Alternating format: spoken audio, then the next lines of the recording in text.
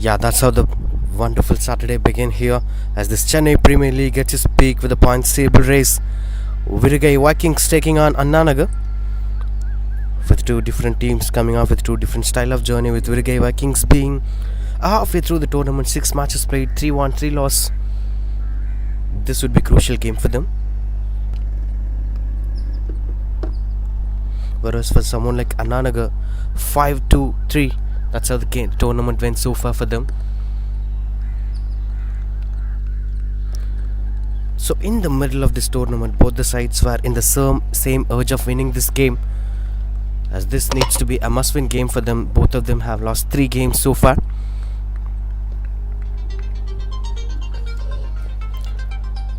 Hello. With Virugai Vikings winning the toss and they've been batting first.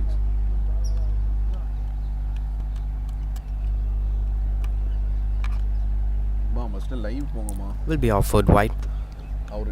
There has been a reason of this decision being batting first. The track record of this tournament says a different story, but at the same time, what's most important is the kind of venue that you're playing, the kind of pitch condition that it particularly offers, especially at this phase of the year. In the mid of May, it would be hot, and the conditions were quite hard in Chennai, especially this venue, which hosted a lot more first-class cricket matches in India. The hardness of the condition is one among those reasons why the teams are deciding to bat first at this venue.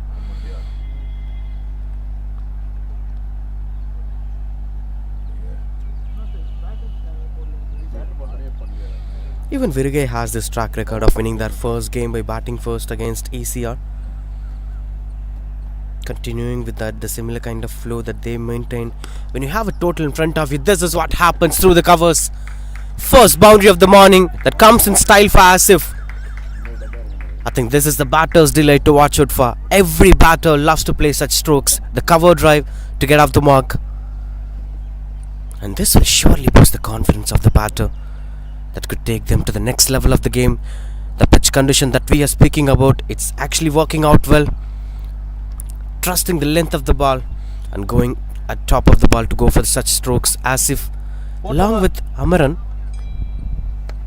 Manigaran should look at his lengths, because it's not the condition that's going to support the bowlers unless you bowl something slower through the air. Another one, this time finds the aerial route that beats up the fielder at mid-off and comfortably travels. No chance of that going for the boundary. But that quite shows the kind of confidence that he's having after scoring that boundary. That's how it happens, because it's hard and it's trustable bounce. The dry grasses, the cutting grasses are helping the batters to judge the length of the ball. Of course, there has been a bit of cracks, and this is hot, humid conditions at Chennai.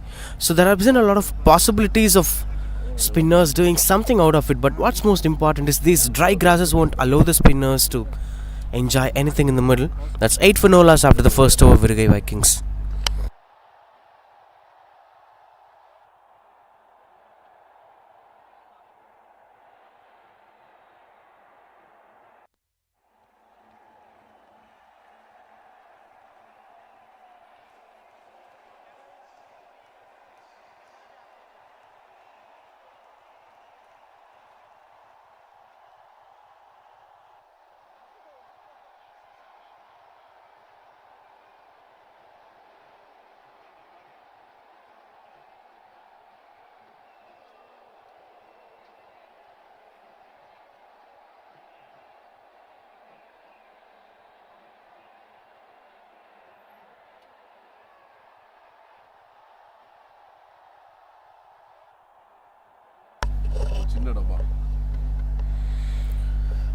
We've seen the roller coaster ride of journey for Virugai Vikings so far in this tournament, with winning a couple of games by batting second. But what's most important is every single time when they bat at second, until or unless they restrict the oppositions under 130, they're having a lot of possibilities of winning the game.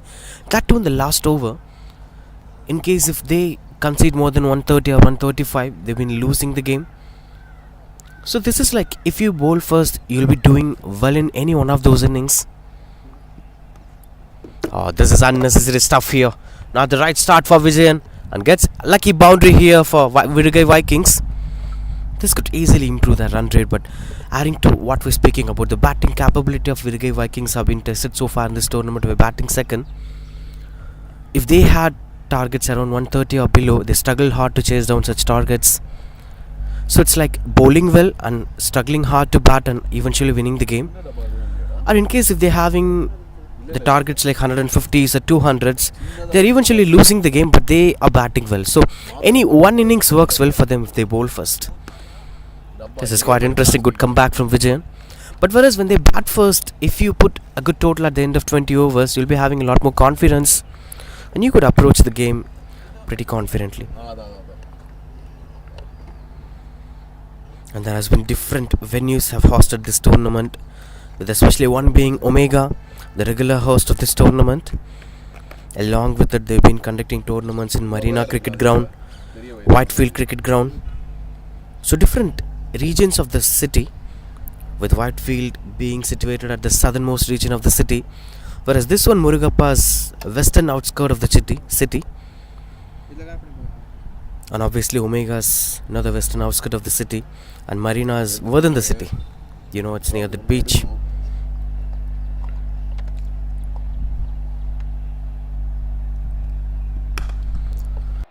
Offered a bit of width, and that's been placed through the covers again.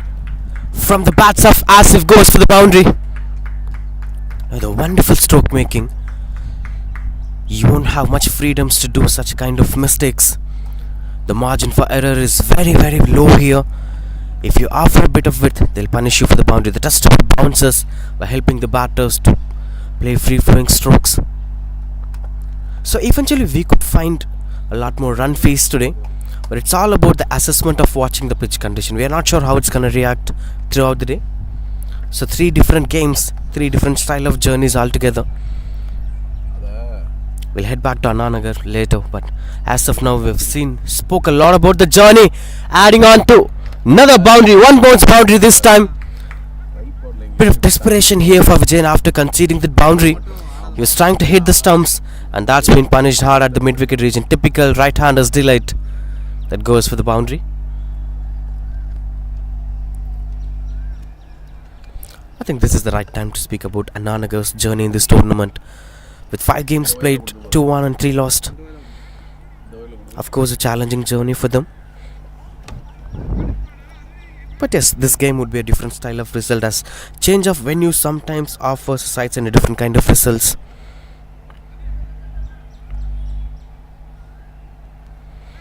They have started their campaign at Omega Cricket Ground against Srinagar, in which they have lost that game by a difference of 53 runs.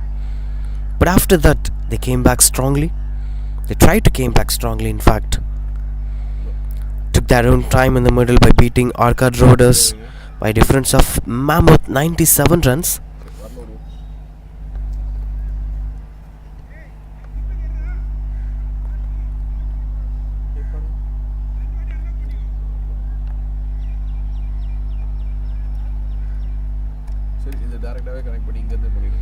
Similar kind of journey here for Anan Nagar too.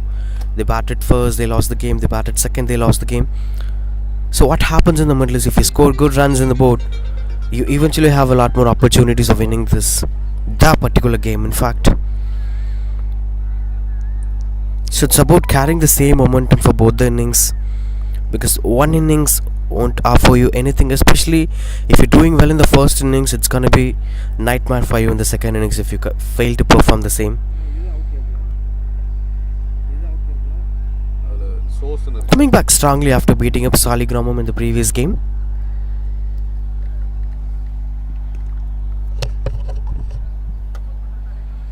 Pushes a couple of runs in the middle, with Amaran enjoying all the happenings in the ground.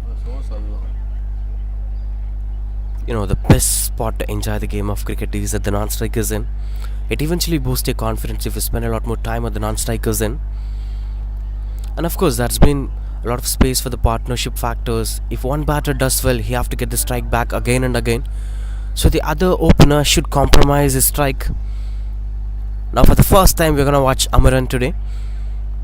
The weather looks breezy. Not the regular Chennai weather. I've checked out the weather reports today. There has been an expectation of rains today. Hopefully it shouldn't happen, but this breeziness should continue throughout the game. That will help the cricketers to enjoy the better brand of cricket.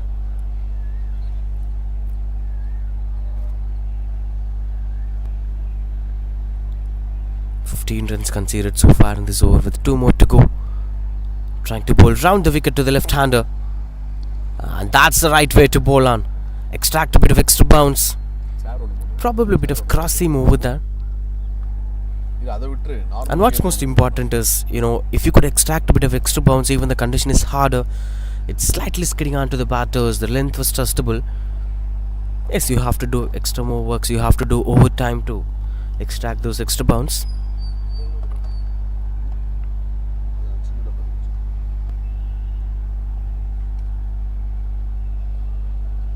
.23 for no loss with last ball to complete this over. Can Vijayan end this costly over as a wicket over?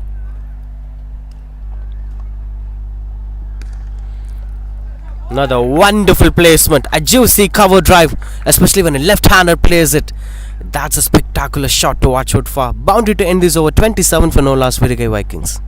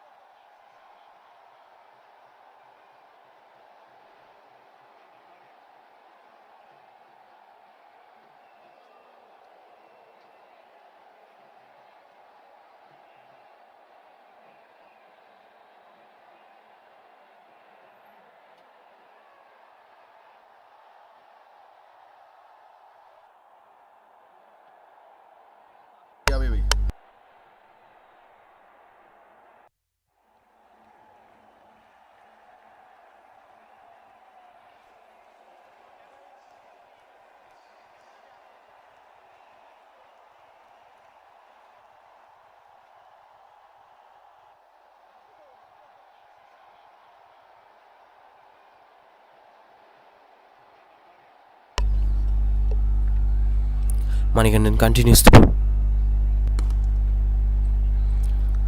I think this is that one area that supports the fast bowlers. When he bowls stump to some good length deliveries, the batters are pushing themselves into the back foot. Probably the ball is holding on a bit.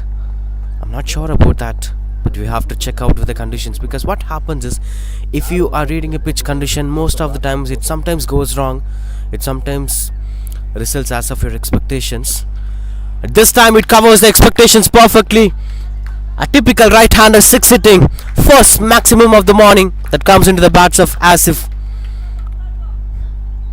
Just taking his own time. That extra bouncer, that holding on a bit offers extra time for the batter to go for such big shots. Quick fire partnership between the batters, 33 of 14, especially with the way how Asif is batting. We spoke about that first boundary, the cover drive that he played in the first over, that improved the confidence of the batter. From there on, he's continuing the similar kind of rhythm and the flow gets going. As a kind of supporting the batters. Even I could hardly remember that one game which India played against South Africa and Chennai. It was in the new ball where the hardness supported the batters really well. We've seen Rohit Sharma scored runs with a strike rate of 150 in that game. But what's important is, in the middle overs, or once the power play gets done, the ball starts to hold on a bit. The spinners came into the game. So it's always important to carry the same momentum throughout the innings. For that, a set batter should continue to play on. This is the area I think probably they should bowl to him, because almost all the boundaries came in the front foot for the batters.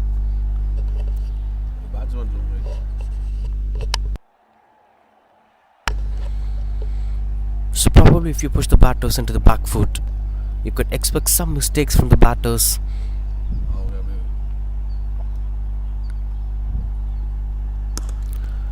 But this man will never make any mistakes over there. Another boundary on his name. Asif gets going, marching towards his 30s. What a wonderful stroke making. Actually, I was looking at one of those Sachin's greatest innings against South Africa, in which he stepped out and played such a kind of stroke against Sean Pollock. I forgot the year. It's a similar kind of shot. on the up and you're going through the covers. He is in form, and we are on towards watching a wonderful innings if he continues the same kind of momentum, same kind of character. Because at this point of time, not getting carried away is much more important for a batter. And he is not getting carried away. He's continue punishing the batter, even though they had a fielder at the deep. No chance for him to stop the ball. Another boundary, back-to-back boundaries there, and he is into his 30s now. So far 14 runs coming off this over. So the bounce factor is not working out well. The first ball went on quite good in control, but now it's out of his control. Now what will he do as a bowler? This is the real testing phase for Manikandan. So you conceded a maximum at the cow corner region, and 2 boundaries, 1 through the covers and 1 at the extra covers. Now what will you do? Will you try bowling the Yorker, or will you try bowling a bouncer that attacks the throat of the batter? Will be interesting to watch out for.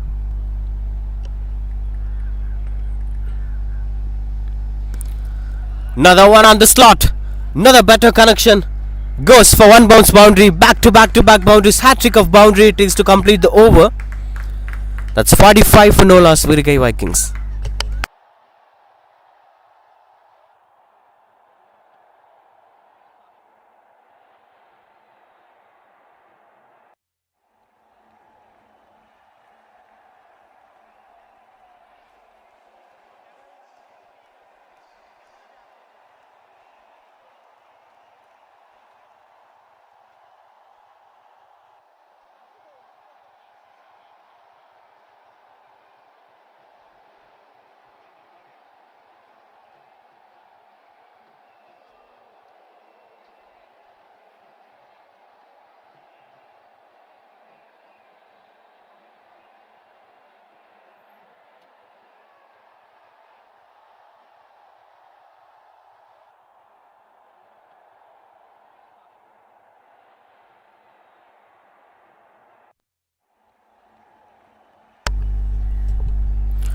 .45 for no loss.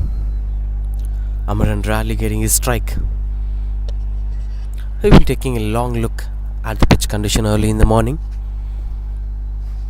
Maybe that's one of those reasons why they've decided to bat first.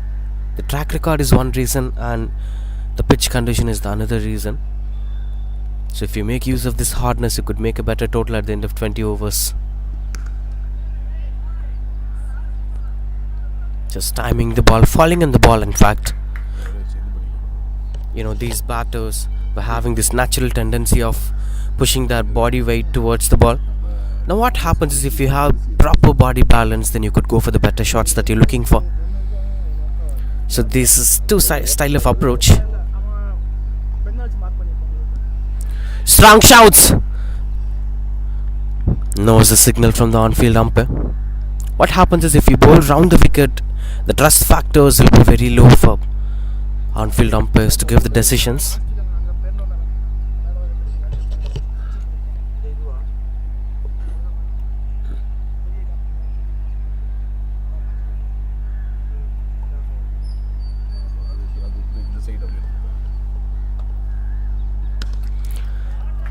Going on there. First maximum for Amaran this time. Just going through the line. What a wonderful stroke making it is. It's a two-way attack here from Virugai Vikings. 50 partnership in no time. 51 of 21. And Anan Nagar are running out of options. I think that should be a change of bowler, because both the bowlers, Manikandan and Vijayan, were struggling hard to contain these batters from scoring runs. Can they go for a spinner? I think this is one of the smartest decisions they've done. What they've done is they're using left-right combination. Whom will you go? If you go with an off spinner, there has been a lot of opportunities for Asif to score a couple of boundaries. If you are going with a left arm spinner, then Amaran will take over. So these are traditional sayings. Even it might happen as opposite, vice versa. But what's most important is, as a skipper, the captain should try all his weapons in the power play, so that he could get a clarity on what's working well, what's not working well. This is typically a working formula in T20 cricket. I won't say that's the way you have to play the T20 cricket, but most of the captains believed in shuffling the bowlers within the power play. For instance, someone like Owen Morgan, who's not much into these conditions, but when he played continuous T20 matches in Chennai, what he did is he used 5 different bowlers in the first 5 overs.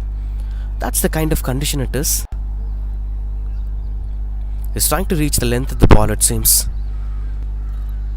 So that's why he's voluntarily stepping out and trying to go through the line of the ball. Adding to what we were speaking about, I could hardly remember that one game where Owen Morgan used 5 of his spinners. First 5 overs a bowl by spinners and 5 different spinners. 3 of them were all-rounders, of course, but that approach kind of gives the confidence to Pat. Of course, Pat Cummins was there in that game.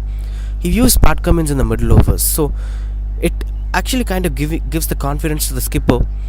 And what works well, what's not working well. Wonderful use of the wrist. This time proper placement goes for the boundary as 2 fielders at the deep are standing on the offside. And the length that Vijayan bowled is not apt to the field position. Boundary to end this over, 57 for no loss.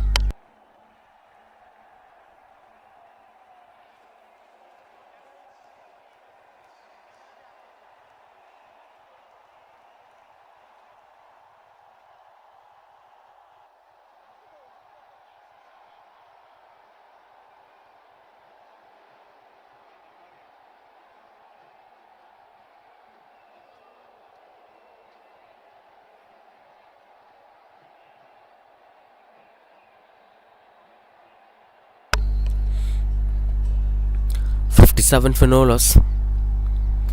I think there has been a change of bowler, it seems. Gopal, the new bowler, much more mandatory at this point of time, as they are shuffling the field is according to that.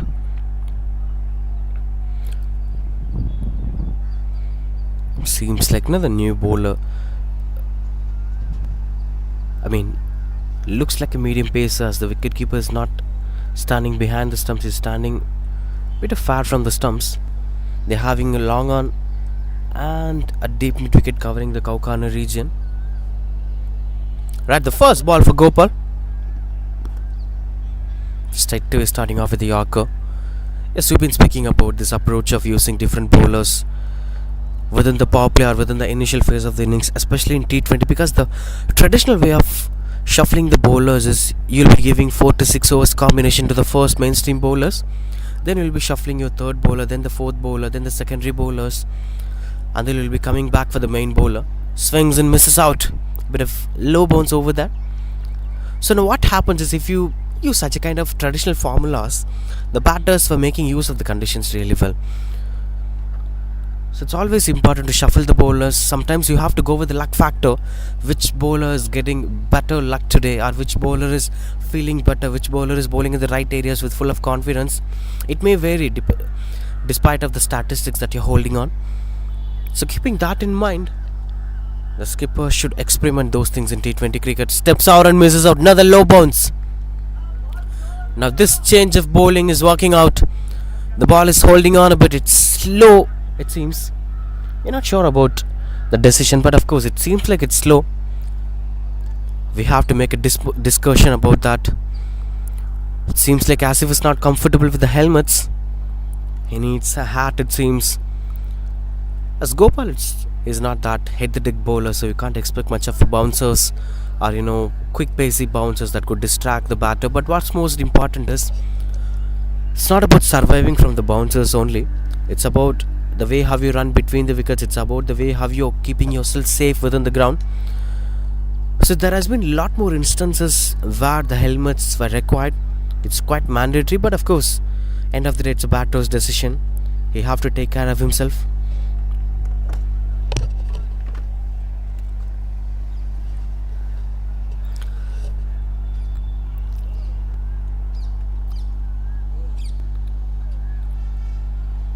Change of line, but what's most inspiring is he's been bowling at the same length again and again, which is slowly going and attacking the stumps. So this slowness is very dangerous for Asif. If he's intending to step out, you have to intend with a long stride step out to reach the length of the ball, because there has been a trust factor that this man is bowling in the right areas, the same areas in fact. No, this is quite good control. A set batter who's into his 30s very early in this innings, and this new bowler is taking care of him, just making him dance within the crease. 4 dot balls in this over so far. You could see the bit of frustration over there.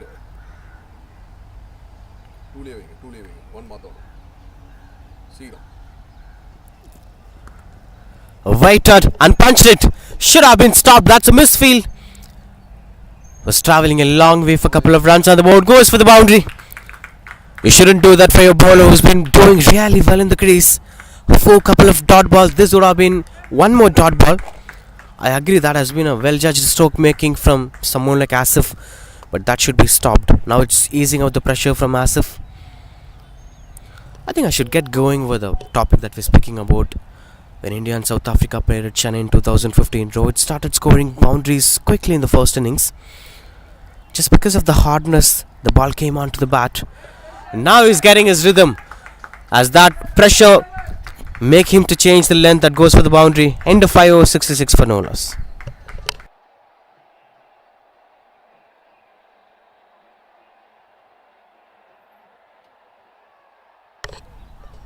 Heading back to what we're speaking about, we've been speaking about that India-South Africa match which held at Chennai. It's an ODI game. When Rohit Sharma started scoring boundaries again and again, it seems like it was a batting track. But once Rohit lost his wicket after the power play, India started struggling hard just because of the slowness in the condition. They eventually ended up scoring 260. What's most important is they won the game. So in Chennai, in the middle overs, it's always important to build the partnership, take your own time. It's not about big totals, it's about scoring some 140s and 50s, especially in such tracks like Murugappa. It seems like a slowish track, even though it is hard. So 140 or 150 will be psychologically good total. You will be eventually winning the total. So keeping that in mind, of course the total looks really good at this point of time. I'm not sure about the conditions after the 6th over or 7th over, because in the middle overs things might change. So keeping that in mind, the batter should continuously assess the conditions in a regular interval of time. Change of bowling here, bowler number 4, Ajay Shiva.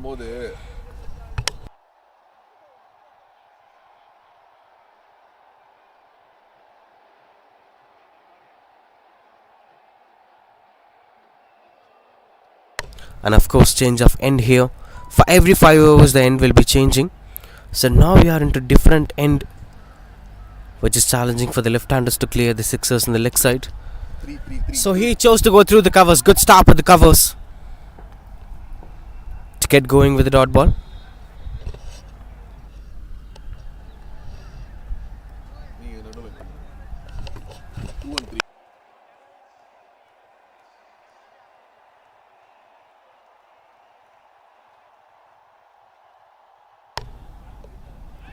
Swings and misses out.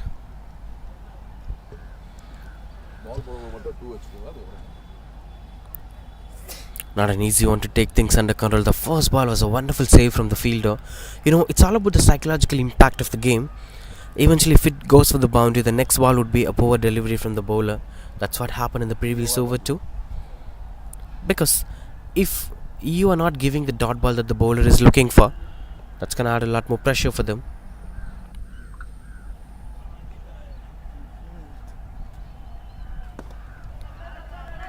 Another one through the covers. Another proper placement. Just going for the single. Adding to what we're speaking about. Even in the previous over, we've seen things happen as of expected. That one boundary costed them to go for the next boundary. So misfield should be kept in control.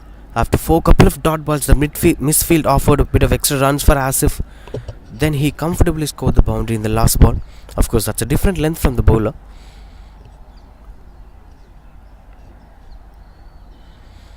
Ajay Shiva placing his fielders. As this being a left-right combination, you have to place your fielders according to the batter.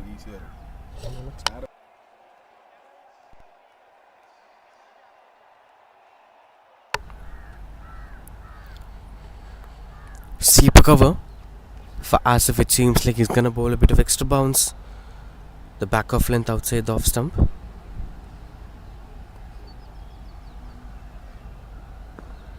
But that's an Yorker attempt. Surprise delivery here from Ajay Shiva. Even Asif got a bit of surprised and he's smiling to the run by. Exchange of fielders in the middle. As there is a deep extra covers fielder long on a deep. So the intentions might be a foolish length delivery attacking the stumps that went on to be a full toss. And eventually he's not punishing them. This has been quite good control power play so far. As things were under control of Virugai Vikings, they've been maintaining the run rate more than 10 runs per over. In fact, it's 11.49. So psychologically, these 180s and 200s will be quite good total. Even 160s will be quite good total. Despite of what's happening in the IPL standards, we're watching 260s and 70s being chased down in IPL standards. That's not the trend here. The trend is not changing. A full toss delivery couldn't punish that. Back to back full toss deliveries here from Ajay Shiva. Just because it's not conceding much results, that doesn't mean it's quality bowling display. That brings us to the end of power play. That's 67 for no loss with two bowlers bowling 2 overs each, and Gopal and Ajay Shiva conceded a couple of runs by bowling 5th and 6th over. Good power play here for Virugai Vikings so far. This is the start that they've been looking for a past couple of games. They could carry out with that momentum. 11.17 the run rate. As things were quite good under control, the projected score shows 223. And Anan Nagar should come back strongly, as they should find some ways to stop things under control. It's quite simple, at some point of time all you need is to break the partnership in a regular interval of time. What happens is if you break the partnership, the next two batters will take some time in the middle to bring the partnership to the next level. So that time is the phase where the run rate might be dipping down.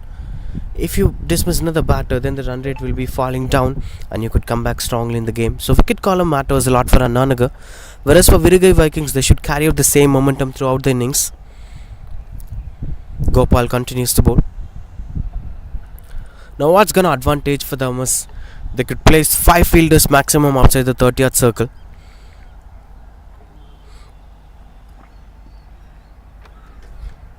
Targeting the stumps. That eventually goes for the boundary. Welcome boundaries here. Anyways, they're finding runs on the board here, Virugai Vikings. This is not a good sign here for Anan Nagar. As that's keeping things under control. As Anan Nagar couldn't stop them scoring runs on the board, that went on to be white +4.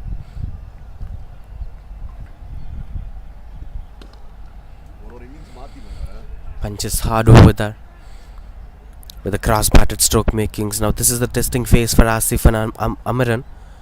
You have to maintain same run rate throughout the 20 overs. Now the next 14 overs will be extended post power play. What happens is we'll be having deep fielders standing at long on long off deep mid wicket sweeper cover. So you won't be getting much freedom to score one bounce boundaries at all. So you have to target scoring maximums, or you have to pick the gaps to score runs on the board. Will be different pressure altogether. Played through the covers. Wonderful shot it is.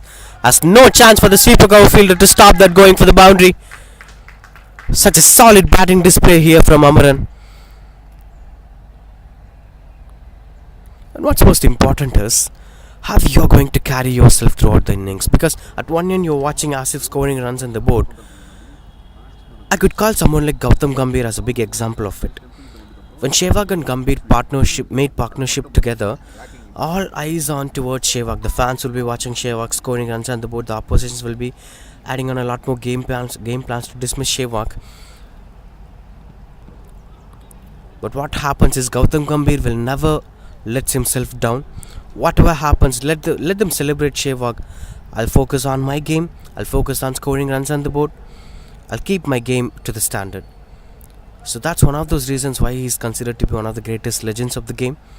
Similarly, what Amaran doing is a silent but efficient innings, and most importantly classical stroke makings. He's not bothering himself of the strike rate of Asif. He's not bothering himself with the runs that Asif scored so far in this innings. He's focusing on his game and scoring runs like this through the covers this time. But that is a man of the deep. Will be just a single.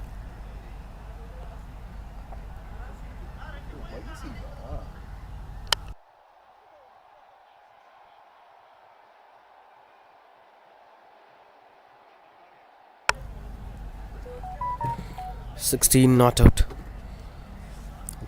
In fact, 17 will continue to bat on. Asif on strike. Cuts the ball and plays between the fielders. That goes for the boundary. Easy ones for Asif. That brings half century for Asif. A wonderful half century came in no time of 29 balls.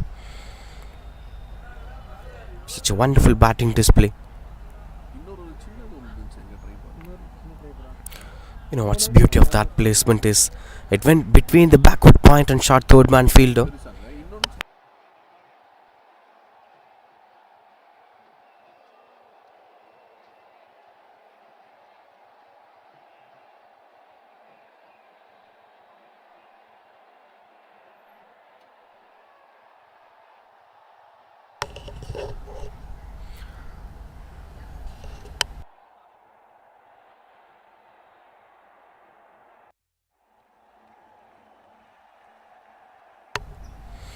Seems like 3 more to get his half century. He's 47 of 27 at this point of time. Now things are getting clear. 12.00 the run rate as of now. Same field positioning again. Backward point, short third man.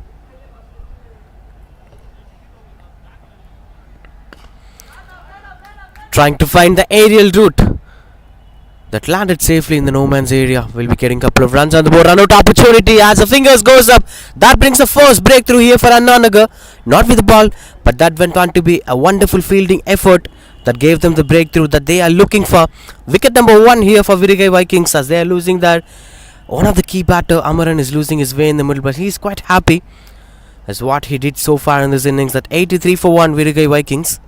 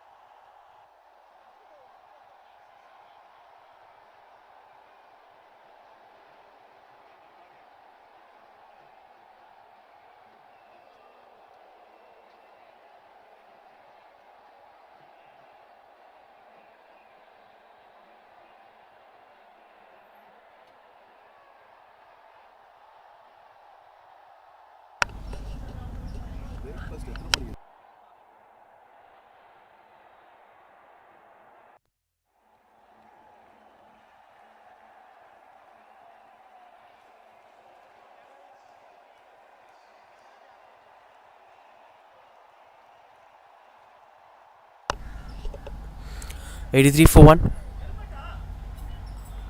That brings Kanmani Raja, the new batter in at number 3 for Virugai Vikings.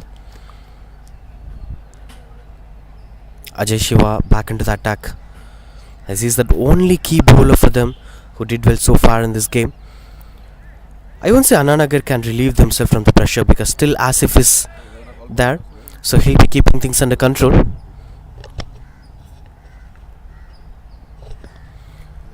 Slicing it through the covers.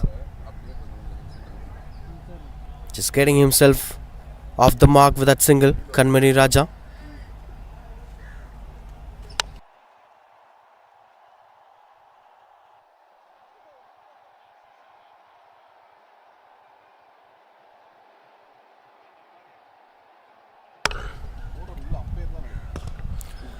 Hope he's okay.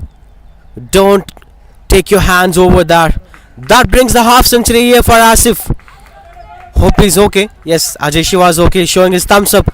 Then this is the moment for this man. Asif 52 of 29 balls with 10 boundaries and a maximum. Kudos to the batter. Hats off for his wonderful performance so far in this morning. Enjoyed the game so far. The way how he scored boundaries and sixers. Cheers from his side. Such a wonderful batting display. He's smiling and enjoying his own brand of cricket. Now there has been a bit of sunshades. The typical Chennai weather is slowly coming onto the game. Not the right sign, but yes, that's how it goes. And what's most important is he's not getting carried away with that boundary. Look at that. Look at that. Come on, I have scored a half century, so I have this potential of scoring boundary of every single ball. That's not the mentality. It comes out of experience. He knows the importance of playing longer innings. Thickish outside edge. But that comfortably gets a couple of runs on the board here for them. Adding to what we're speaking about, not getting carried away with the boundary, how much important it is you're having one new batter, Kanmani Raja, who might be expecting some time to get comfortable in the crease. So with that time, for instance, it could be some 4 overs to 5 overs. All they need is someone like Asif to take control of the innings. So for that, Asif should continue playing on. He should keep himself with the same kind of momentum again and again. It's like he's now beginning the innings with Kanmani Raja all new to the crease. That's a formula for Rohit Sharma too. After scoring the century, he'll push himself back to the first over again in terms of mentality. Now he'll think himself as a new batter, try scoring another century in the same innings. He's targeting Ajay Shiva again and again, trying to go over the bowler or against the bowler. That brings us to the end of this over. 8 overs, 91 for 9, 91 for 1. In fact, Virugai Vikings.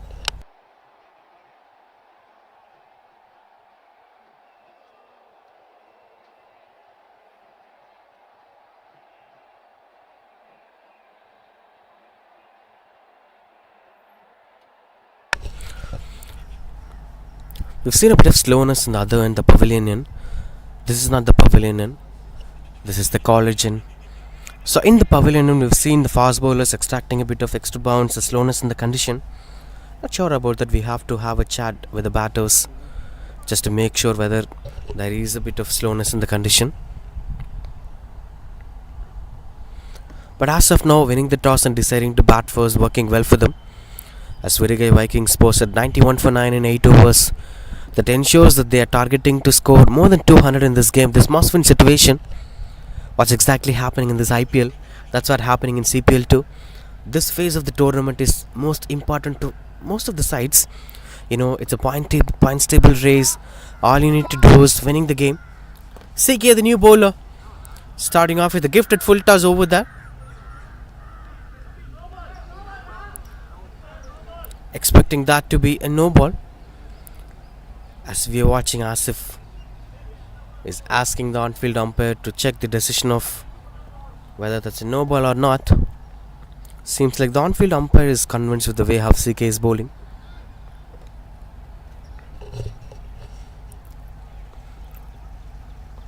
Middle overs are going to be quite crucial.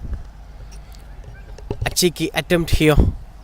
No chance of that, going for runs on the board.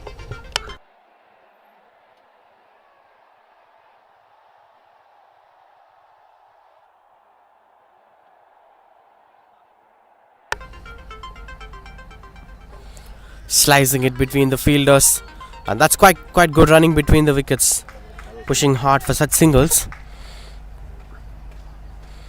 The previous one was a wonderful over from Ajay Shiva, and now CK is trying to contain things under control.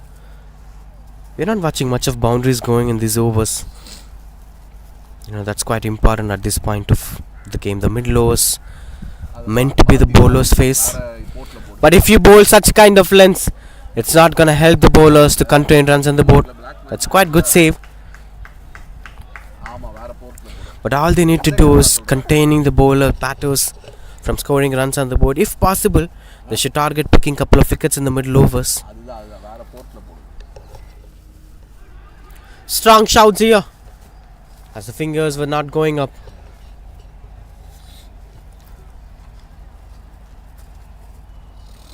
Taking his own time, CK is bowling in the right areas. In fact, that seems like a dismissal. Calm and composed dismissal it seems, as Asif is walking back to the pavilion. LBWT CK brings the breakthrough here for Virugai Vikings.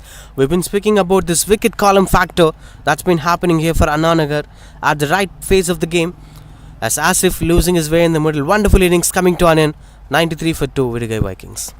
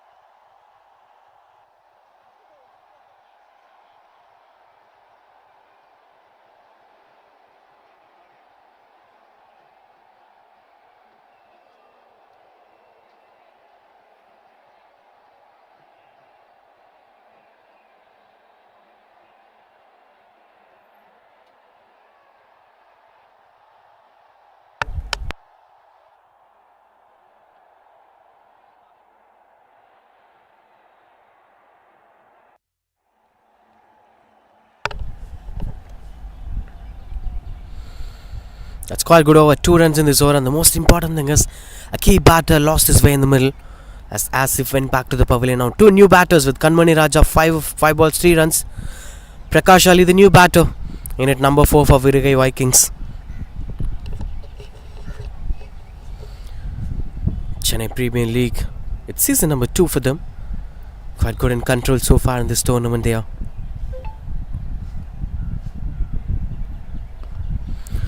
Catches the call, and that's taken.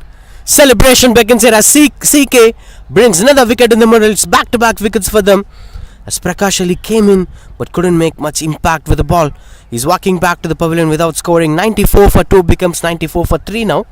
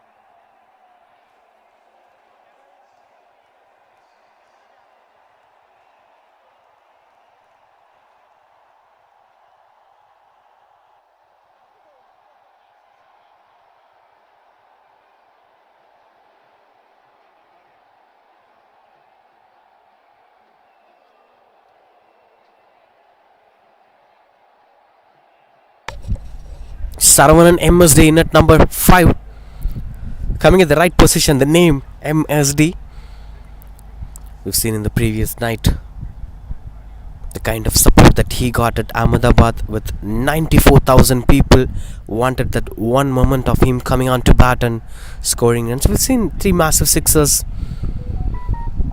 Some came against Rashid Khan. Now this MSD, will he change the fortunes of this side, as Anan Nagar seems like they are coming back strongly in this game? Still the run rate supports them, but what's most important is these wicket columns might put them under pressure. For instance, if Kanmani Raja and Saravanan take next 2 to 3 overs to get himself comfortable in the ground, that's the phase where Anan Nagar should look back to keep the run rate in control, especially With CK and Ajay Shiva, two bowlers, for getting things under control.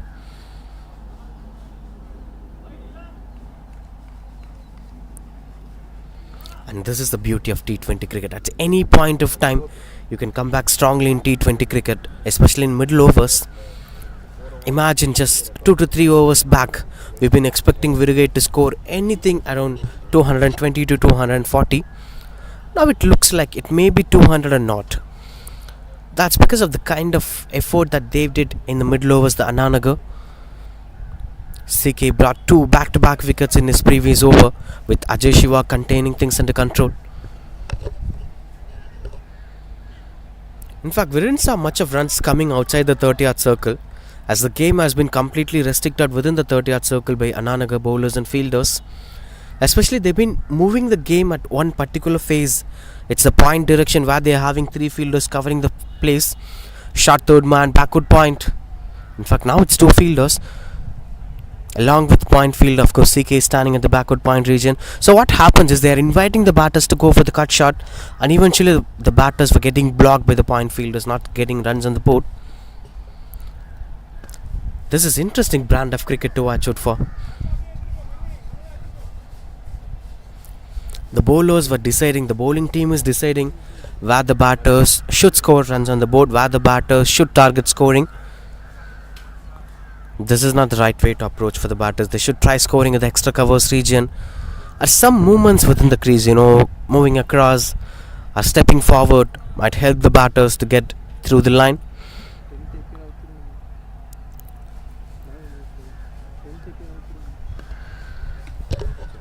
The one into the back foot, as this went on to be a common composed batting display.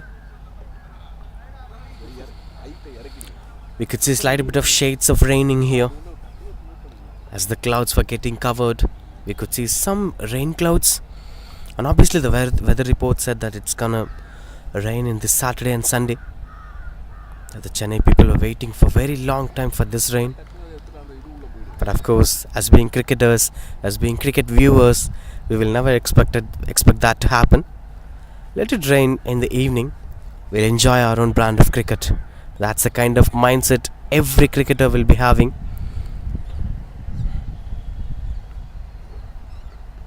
Swings and misses out. Clean ball it is from Ajay Shiva. He is getting his first wicket. Saravanan MSD couldn't make the impact that we are speaking about. It's 97 for 4 as he tried to play a slog sweep, that he's not getting the connection. Now the run rate is dipping down. They are losing their way in the middle. This is how you have to perform in the middle overs. Kudos to Anan Nagar performers, Ajay Shiva and CK especially. As Saravanan MSD is walking back to the pavilion disappointed. Of course disappointed. 97 for 4 Virugai Vikings.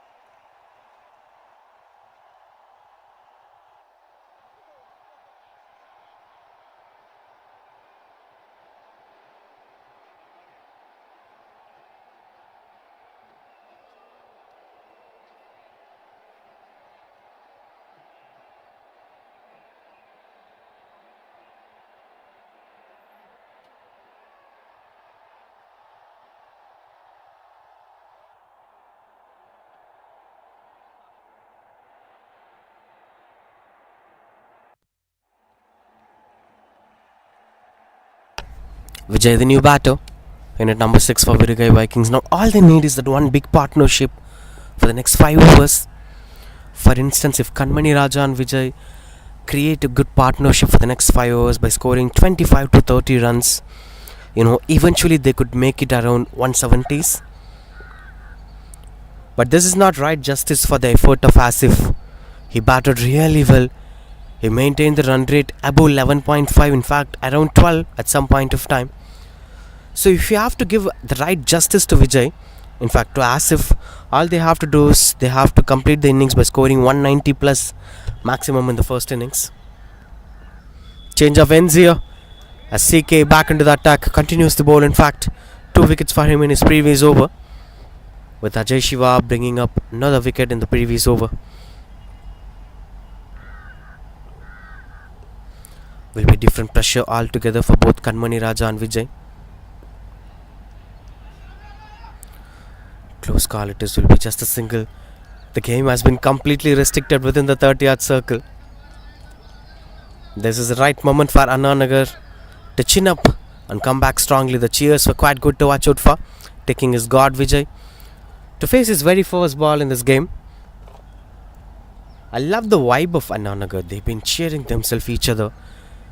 The psychology on which they are approaching this game is quite interesting to watch out for. Not helping CK over there, is smiling as a non-striker restricted himself from stopping the ball. Of course, it's not his mistake. He accidentally stood at that place. 99 for 4 now, Virugai Vikings. If you plan this innings properly, for instance, if you score 40 runs in the next 5 overs, then yes, you could make a lot more runs on the board. But where you have to take things under control is the basic understanding of your batting display, because some teams might be having a long tail, some teams might be having better batters until number 9. It's up to the kind of batting display that you are having that gives the freedom to batters to score runs on the board. For instance, if Virugai Vikings are having better batters still number 9, not having much of tail-enders, then this gives them a lot more confidence that there are a lot more batters waiting in the dugout, so we could get some freedom, we could get out there and score runs on the board. 100 up here for Virugai Vikings, 100 in 10.5 overs. Quick numbers, but they should have scored a lot more at this point of time. Those wickets have pushing themselves under pressure. Is adding to what we're speaking about in the next over. 11 overs, 101 for 4, Virugai Vikings.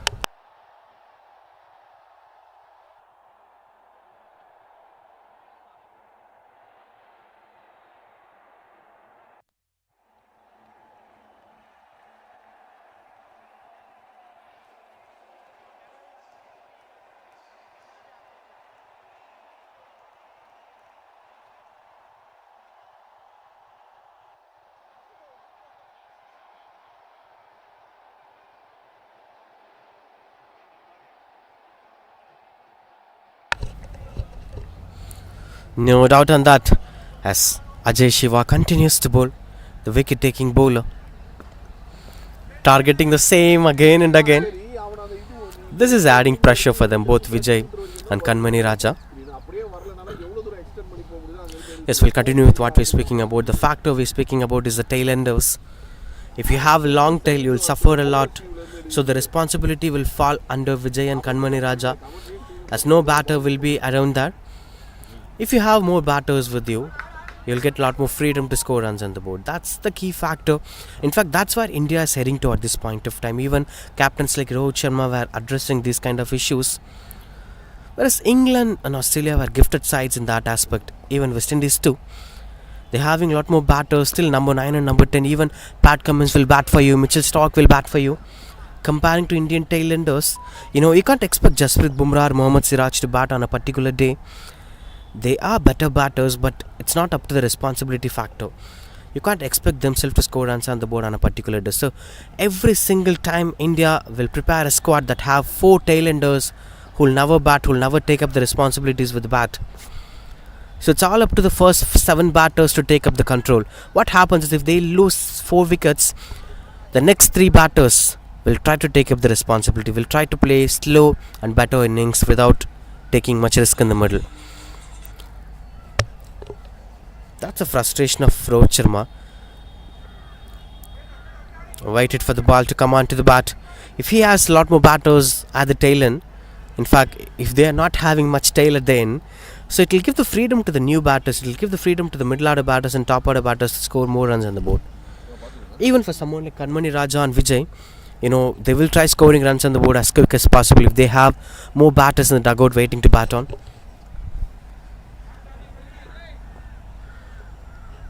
So there must be a hydration break at this point of time. 12 overs completed, 104 for 4. And that's the end of Ajay Shiva. 4 overs, 15 for 1. Such a wonderful bowling display from Ajay Shiva. Took complete control for his side and created the impact that they looked for.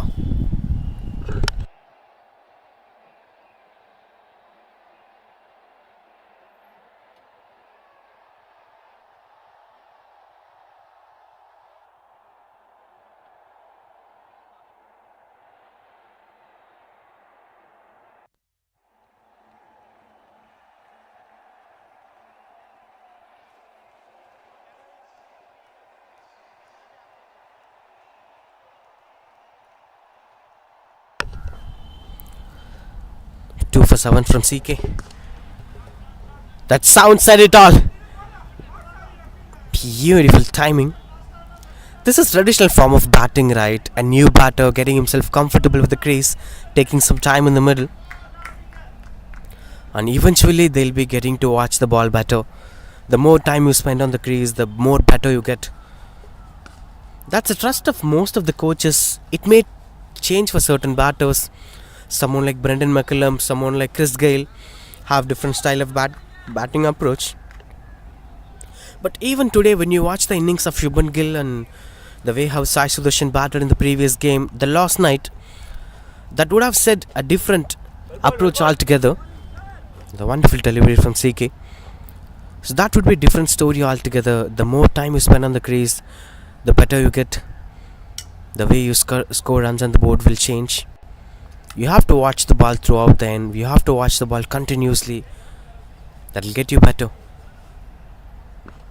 Swings. Couldn't get the connection that he is looking for, as this went on to be post power play. I could hardly remember the way how Asif began this innings along with Amaran. That's a partnership showed a different class altogether. Within the power play, we've seen a couple of cover drives, couple of on the rise through the covers. They went for the slog sweeps. Now it's a different kind of pressure altogether. You can't go for such kind of stroke makings, as most of the fielders are standing at the deep, long on, deep mid wicket, deep square leg. So there are a lot of opportunities of that may become a catch opportunities. You might not be getting that boundary that you're looking for. But all I could say is Virugai Vikings needs a momentum break. They have to take the hydration break at this point of time. They have to discuss on what needs to be done at this point of time, as they're losing their way completely with this spell between CK and Ajay Shiva. Single to end this over. That's 13 overs, 109 for 4.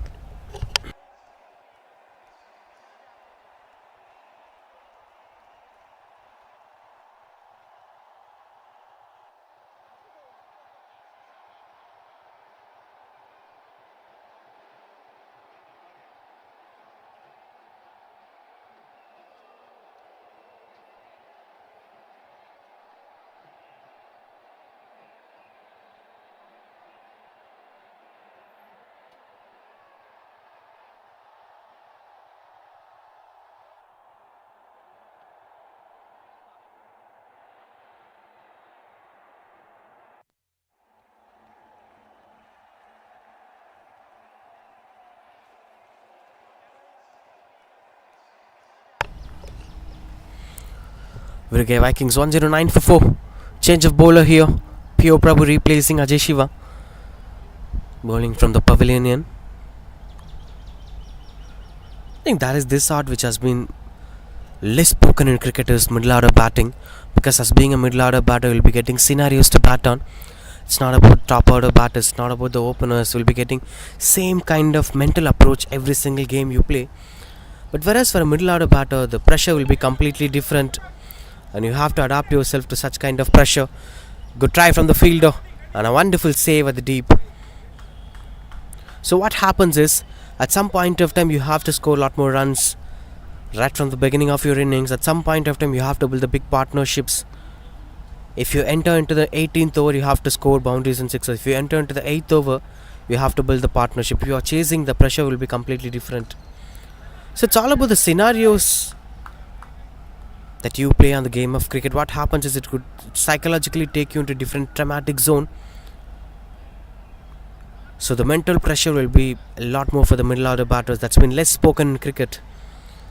But what's a healthier thing in cricket is, at this point of time, right, a decade ago, we didn't have much of middle order batters. Few good names like someone like Suresh Raina, Yuvraj Singh, Mahendra Singh Dhoni. But when you look at the domestic corner, a strong shouts of that being a dismissal. No signs from the on-field umpire, as he is not getting convinced. You could see P.O. Prabhu and the wicketkeeper were asking for the call. Siddharth obviously disappointed, smiling here. P.O. Prabhu taking sportively.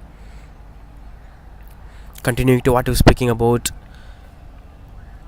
the production value of middle order batters. At some point of time, those 2012s and 13s, there has been a lot of middle order batters expectations. We didn't have much of resources. We have to stick on to someone like Mahendra Singh Dhoni. But now what happens is we're having someone like Rishabh Pant, we're having someone like Hardik Pandya who are into the peak of their careers. Even in the domestic circuits and our IPL circuits, we're having someone like the Shashank Singhs and Nitish Reddys and Ashutosh Sharmas. So a lot of middle order batters at this point of time, that drastic change of approach for the game, the adaptability of the middle order batting is quite increasing. That's a healthier sign for Team India. So you're having a lot more middle order batters rising. Rayan Parag, of course. A lot more names to be mentioned. So if these keep on increasing, it's going to be a healthier sign for Indian cricket team. Even in Chennai's cricketing culture, with a wonderful delivery from P.O. Prabhu. A good over coming to an end, 5 runs coming off it. That's 1-1-4 for 4, Virugai Vikings.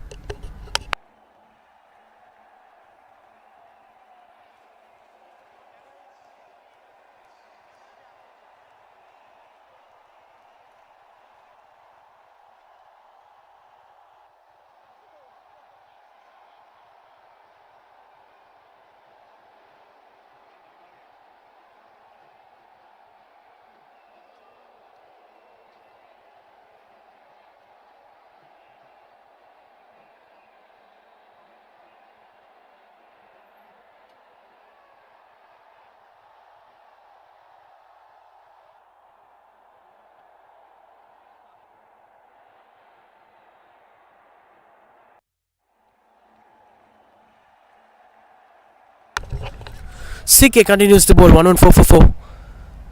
After this over, we'll be entering into the death overs, the so-called modern day term. Death overs, where you should score a lot more runs on the board. Trying to place it in the gap. Good stop at the deep. So, for instance, if you scored 115 overs, you could expect 150. Adding 50 runs in the last 5 overs will be a healthy hill dead batting. Karthikeyan has been wonderful with the ball so far in this game. Swings and misses out. This is the area where Karthikeyan is stronger. He's doing that again and again. That's the strength of Karthikeyan. He's smiling. A lot of positivity on the face of Karthikeyan. 2 for 13 so far. Good use of the wrist. We've been speaking about the death batting. For instance, if they're completing this over for some 120, they must be expecting 170 in the last 5 overs. Considering the wicket column, of course, there must be 2 to 3 batters waiting in the dugout. So trusting those batters, they must try scoring runs in the board. As Kanmani Raja is spending a lot more time in the crease, he would have got better assessment of the condition. Now he's stepping out, but couldn't get the elevation that he is looking for. What I'm wondering is why Siddharth is not standing up. Why can't he stand behind the stumps to restrict the batters from stepping out and use the crease properly? It's always a pressure for the batters to use the crease comfortably if the wicketkeeper is standing behind the stumps. This has been proper use of the gap. Will be a couple of runs on the board. So that should be a different style of approach if they use the wicketkeeper behind the stumps rather than standing far away from the stumps. We'll head back to that with 1-1-8 for 4 Virugai Vikings. One more to end this over. Swings and it's not a catch. Will be just a single to end this over. That's a wonderful spell coming to an end from Karthikeyan. 2 for 17 for his name in 4 overs. 15 overs completed. 1-1-9 for 4 Virugai Vikings.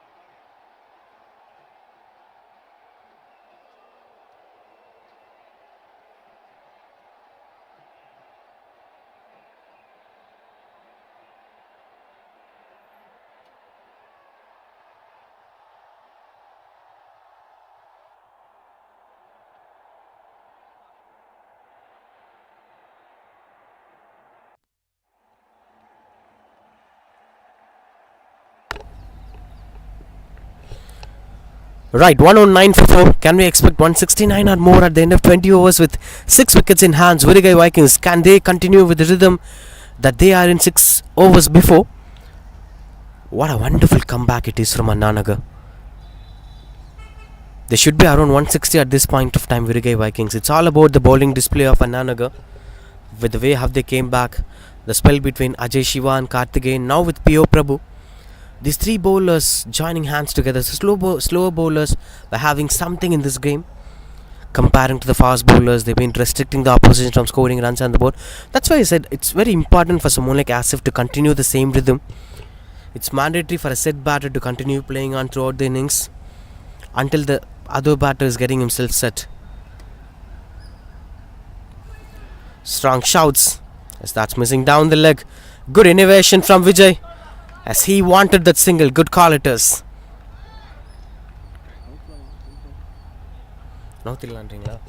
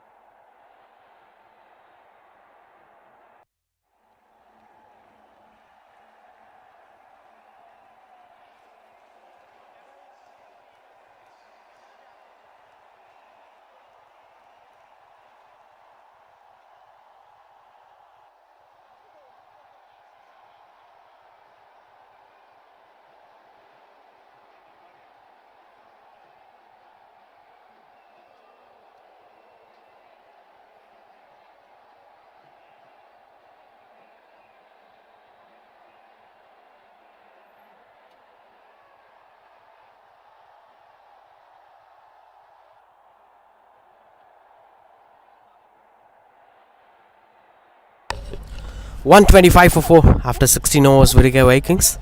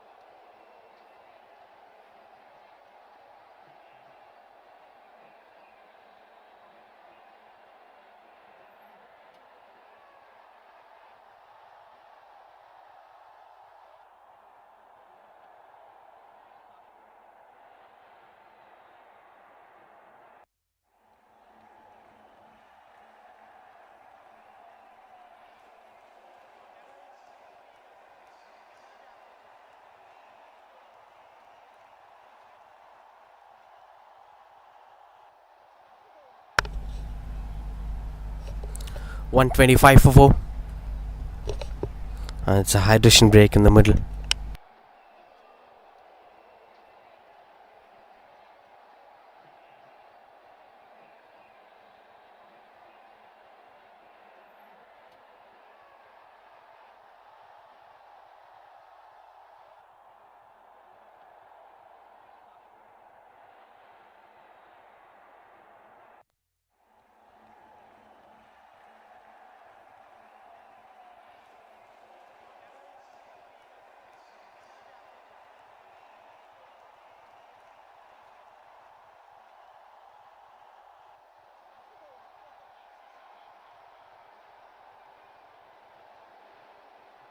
Kanmani Raja, the batter, all eyes on him. 25 balls, 14 runs. Now he's swinging the bat and they got a connection better. Huge shot, which went on to be a one bounce boundary. Good start to the 17th over. A positive batting display, finally coming some boundary after very long time. In fact, that's a maximum from Kanmani Raja.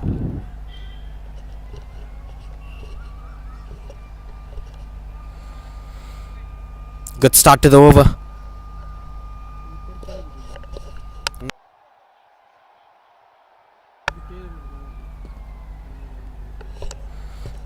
Pushing it here. Just taking things under control. Wonderful running between the wickets. That brings back Kanmani Raja on strike. That hydration break is working really well for Virugai Vikings at this point of time. Despite whatever happened so far in this inning, they should target something better. This looks like a good number at this point of time, Virugai Vikings. Of course, the expectations were quite down. Swings and misses out. Pace is the problem here. The ball is coming slowly to the batters, so you have to wait for a very long time to score sixers, like the way how MS Dhoni scored sixer against Mohit Sharma's slower ball. Wait for the ball and punish it at the right time. That's the only mantra you must follow. Taking his own time in the middle. Gopal not having much better numbers today. It's not his day. Vijay on strike. Swings and not getting the connection that he is looking for. What's quite crucial is they're getting runs out of everything. In fact, they're getting our runs out of nothing. So far 13 boundaries and 3 sixers, with 90% of them came within the first 10 overs, as the last 10 is not supporting them, trying to go for the big shot, but this finds the fielder's hand comfortably. The Kanmani Raja's innings coming to an end. 22 of 29 balls. The intention to go big is now not working well. Gopal gets his first breakthrough. It's 135 for 5 Virugai Vikings.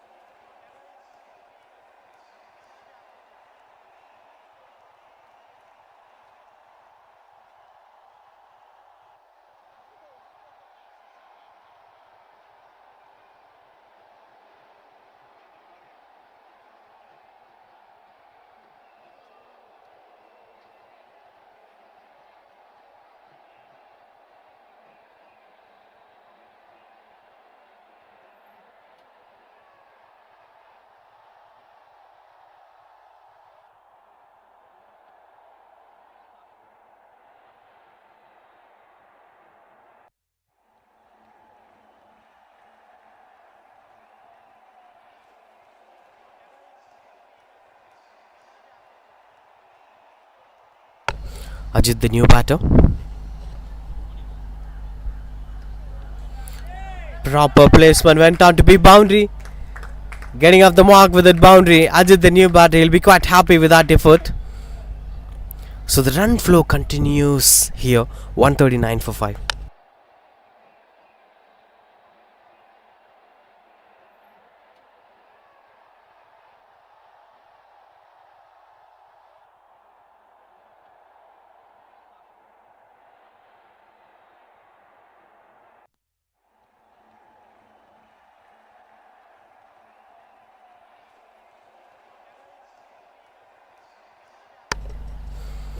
Three more to complete this innings. Virugai Vikings were quite good in control in the death overs.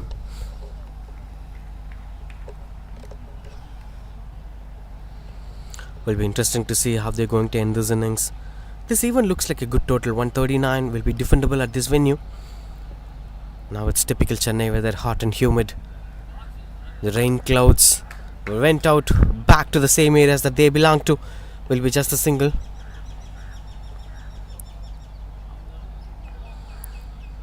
Pio Prabhu has been quite good with the ball so far, so he might be trying to bowl the 20th over too.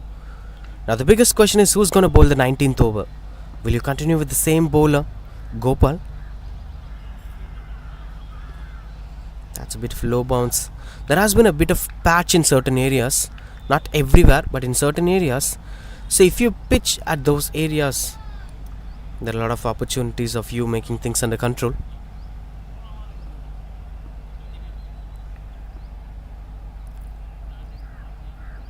Oh, that's quite close. How does it misses the stumps? I'm not sure. But somehow it misses the stumps. Ajit is wondering how the ball is coming onto the stumps. It's slow and racing towards the stumps. You have to wait for the ball. You have to wait for the low bounce to happen. Very challenging to face P.O. Prabhu. Just bowling in the right areas, and this angle change works well for him, but that unfortunately goes for the boundary. A lucky one here for Virugai Vikings. Whenever this drought happens, somehow they are fetching runs on the board. Somehow the luck factor works well for Virugai Vikings. That's 144 for 5. With 2 more to end this over. Still it's a good over despite of that boundary. Just single run conceded with a bat. 2 more to complete this over. Another swing and a miss. Will be a dot ball again. 5 runs coming off this over. This is quite controlled over from P.O. Prabhu. Now the opportunities of making it to 170s were very challenging for them with last ball to complete this over. Not much impactful, as that just gets a single to end this over. That's 145 for 5.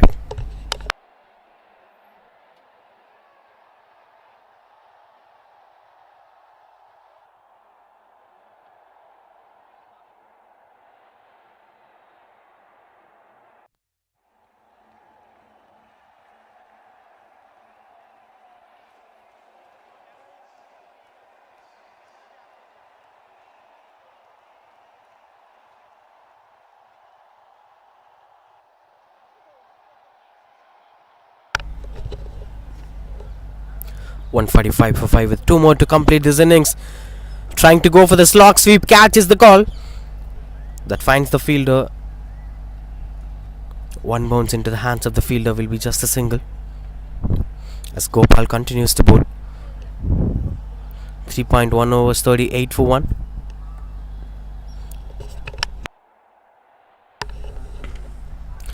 This time got the connection better. Still just a single. That's the biggest problem of batting in the middle overs. If you play such kind of strokes in the power play, you'll be getting the boundary. But eventually in the death overs, you can't make it happen. Cuts it.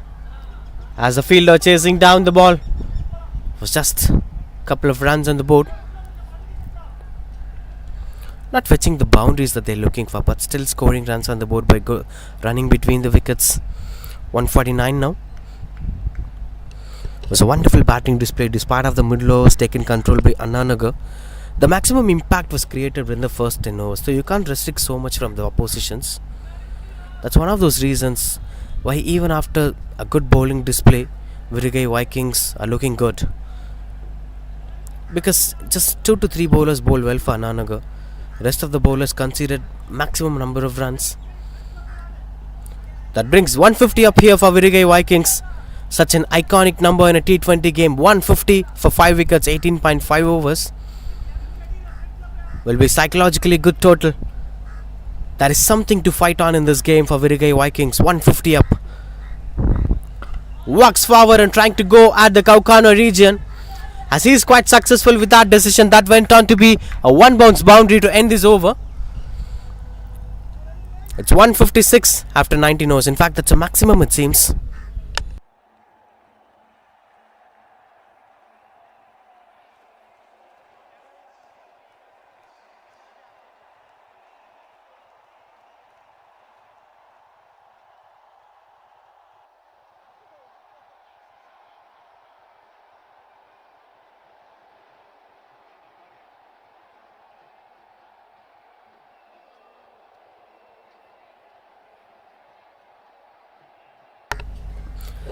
.156 for 5 with last over. into the hands of P.O. Prabhu, no doubt on that. And this man is doing the same thing again and again, taking things under control. If P.O. Prabhu is not bowling in the death overs, you'll be expecting 50 runs in the last 5 overs. That's been taken control by P.O. Prabhu. Still, there are a lot of opportunities of them making it happen by scoring 13 more runs in this over. Such a wonderful batting display at the final phase of the innings. Overall, it's a good batting display from Virugai Vikings. At the same time, I'll give maximum kudos to Anan Nagar team too, with the way how they came back strongly. It should have been a 200 plus total. That's the kind of start that they have got.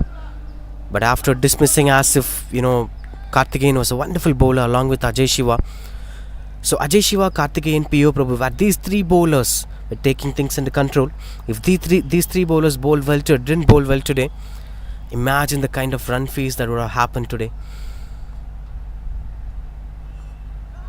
Trying something cheeky out there, and that finds the fielder. I would like to remind you all that one commentary from Ravi Shastri, Prashant gets it. It reminds me of that dismissal, the 2007 T20 World Cup final. But anyway, it's the end of Ajit's innings. That's 158 for 6. A scoop shot finds the final fielder's hands.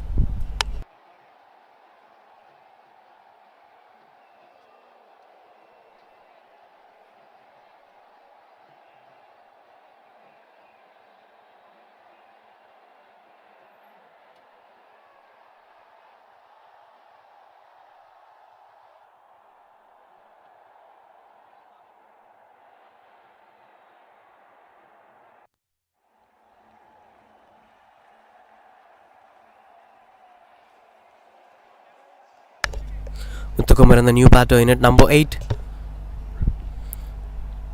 3 more to end this over. That's the first wicket for P.O. Prabhu anyway. Before filling the wicket column, some bowlers will prefer to fill the economical section. He's such a wonderful bowler. This is one among them. The wide Yorker bowled by him, just placing the balls at the right areas. He's having this two-way approach, with one attacking the stumps and the other bowling way outside the stumps. All you have to do is understand where he's going to bowl, whether it's going to be the stump line or the wide line. Another wonderful shot down the ground. That's a misfield off for a boundary. A lucky boundary here for Virugai Vikings that makes them enter into the 160s. And the first boundary of this over. I'll say that's a wonderful death batting from the way how they started the phase. Except those 2 overs from P.O. Prabhu, rest of the bowlers have been punished hard, especially Gopal's over went on to be expensive. With the last ball of this innings, Virugai Vikings 162 for 6. From the expectations of 220s, now it's been reduced down to 160s. That's a chin up moment here for Anan Nagar, with the way how they came back strongly in this game. But still, it's a good total. That's the most important thing. With the last ball, punished hard as he fell down the ground. No chance of that going for runs. Will be fetching no runs over there. That went on to be a dismissal, it seems. Let's wait for the umpire's decision. That shows the kind of disappointment from the batter, as this seems like 162 for 7 Virugai Vikings at the end of 20 overs.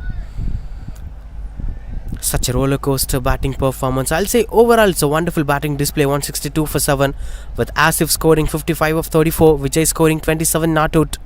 Amaran batted well, of course. So putting on to that, with a big effort of Asif, it's 162 for 7 at the end of 20 overs. 168 is the target. In fact, 163 is the target for Anan Nagar Super Kings to win the game.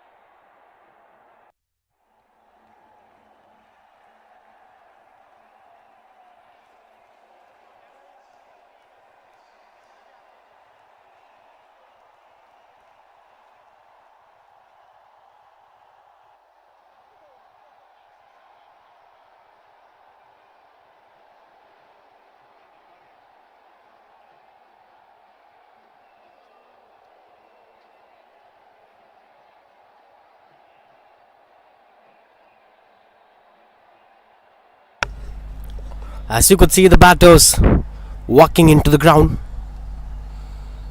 163 the target here for Anan Nagar Super Kings to win the game.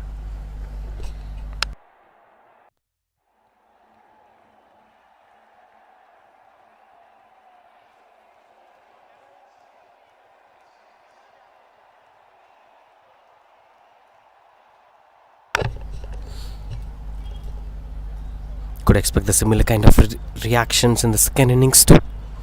The man you're watching on the frame, Asif, batted wonderfully.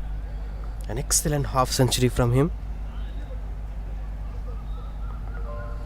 What's most important is focusing on the wicket column, and batting in the middle order is real challenge in Chennai. We spoke about that in the initial phase of the innings too.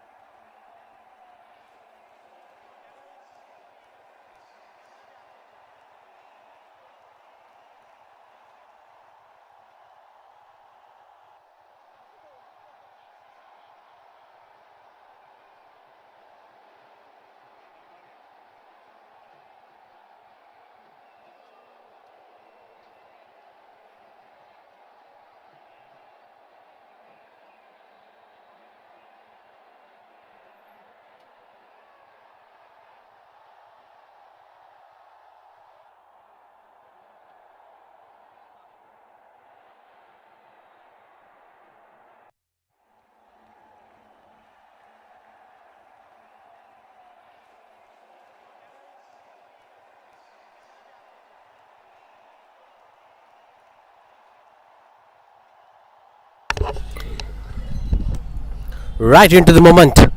The first ball. Siddharth, the opener, starting off with a wonderful shot, but that's a catch. The anti-climax here gets a first breakthrough here for Virugai Vikings. We've seen a different style of approach while Virugai batted, but this one is a different style of approach as the early breakthrough was happening here as Anan Nagar Super Kings were losing their first batter. Siddharth is walking back to the pavilion without scoring, and Sri Ganesh was his first one.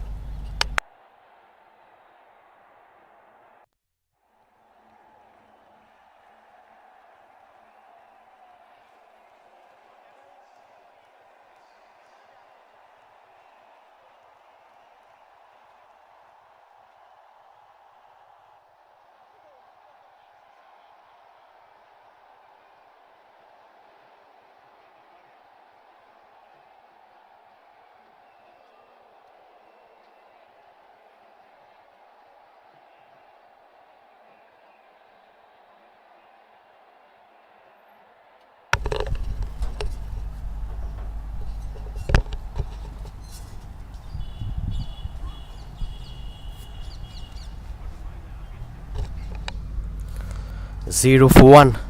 Not the scorecard that you would have expected, but that's how it happens. Good start here for Virugai Vikings.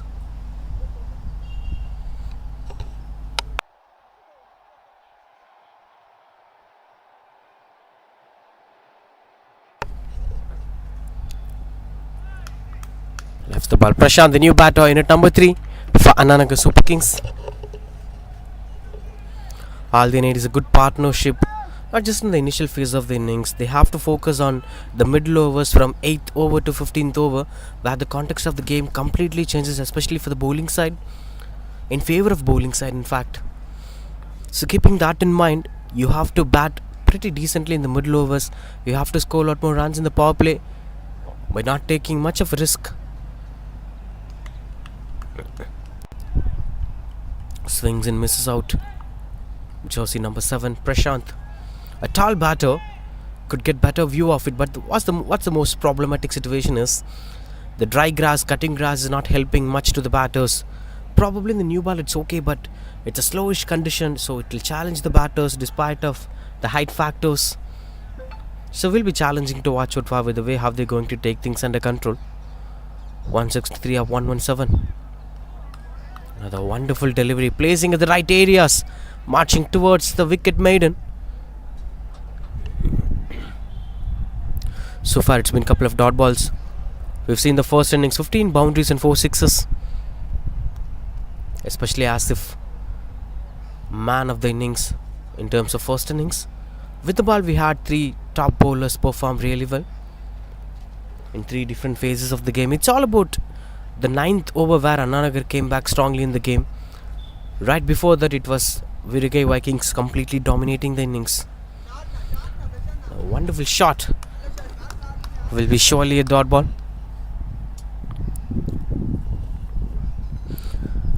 With one more to complete this over. So far 0 runs came in this over. As the cheers were going on, good encouragements between the fielders. Playing for the big shot this time, picks the gap as the fielder standing at the deep will be carrying the ball.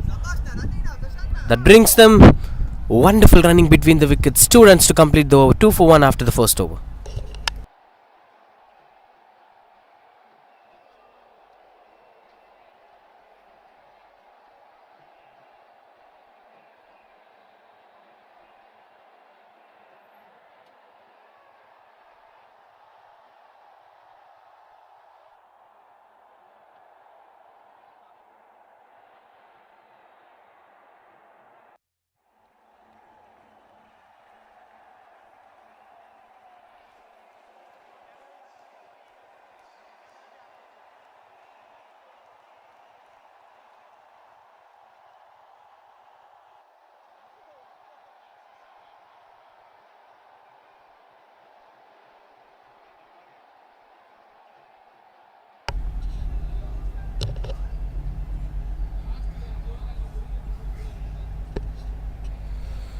Quite in terms of starts off with a wide surround and MSD with the ball. We've seen him coming on to bat but couldn't make much impact in today's game. Now he'll be accompanying with the ball with Vijayan facing his first ball.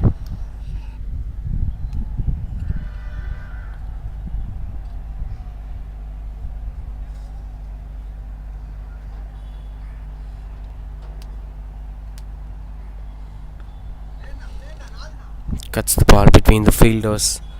That's an interesting field positioning as they're having a deep point fielder and a slightly wider third man fielder. So placing both the fielders at the same area, which is a kind of clue to the batter that he might be inviting the batter to play the cut shots again and again. That's why he's having his own loopholes. As that is a short third man to standing as fine as possible. It may look like an easy task, but at the same time the batters must be very careful. This is a shot. This is the shot we are expecting for from Anan Nagar. And this man did it with pure elegance. Prashant, jersey number 7, tall batter, took things under control and he's taken for granted with that delivery.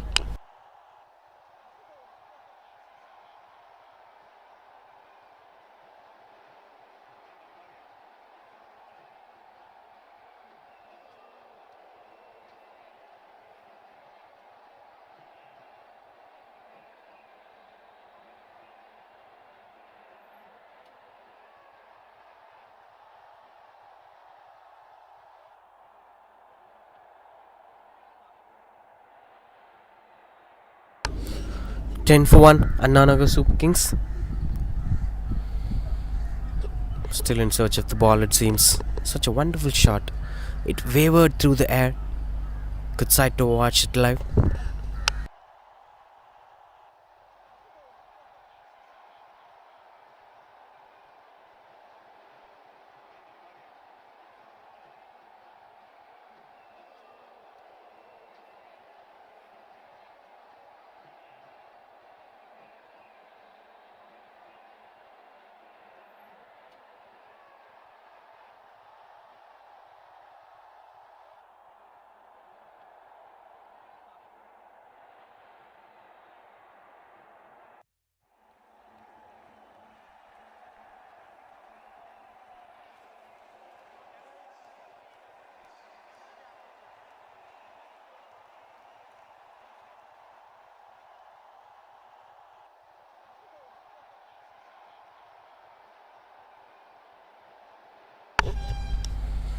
10 for 1 Anan Nagar Super Kings. We'll be heading back to. That's a good rhythm break here for the batter, as it took a long time to get the ball back. Saravanan MSD, will he come back? He came back. What a wonderful save.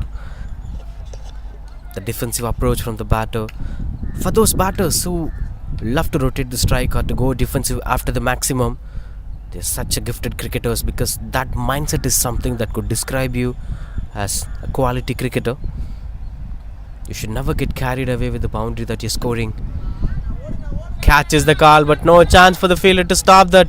That's an easy boundary for the batter, as Prashant is showing some impact in the power play, which is very much important for Anan Nagar at this point of time. Quite good under control with the way how he's scoring runs on the board. 2 more to end this over.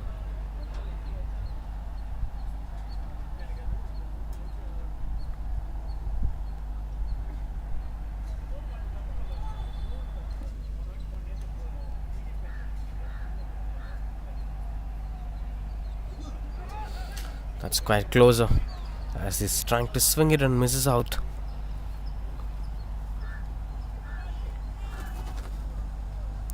It's not easy to bat on at the middle over, so what's most important is you shouldn't lose much wickets for the first 10 overs, and most important thing is you should never lose wickets in 8 to 15. If you start losing wickets, you'll lose your way in the middle. So if there is any set batter watching out this, all you have to do is, if you're playing in the 7th over, make sure that you play till the 15th over. So this is the most rough and tough phase for the batters to maintain the momentum that they gathered with the power play. So that phase will be really challenging for Anan Nagar to, as of what happened to Virugai. After watching the first innings, they'll be having better understanding of the condition. So there are a lot of advantages if you bowl first in these conditions.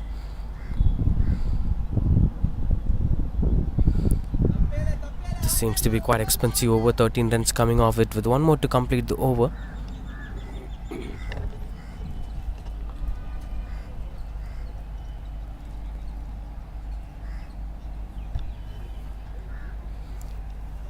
Right, last ball. Anan Nagar Super Kings. Right, a wonderful shot to rotate the strike. That brings the end of this over. 16 for 1.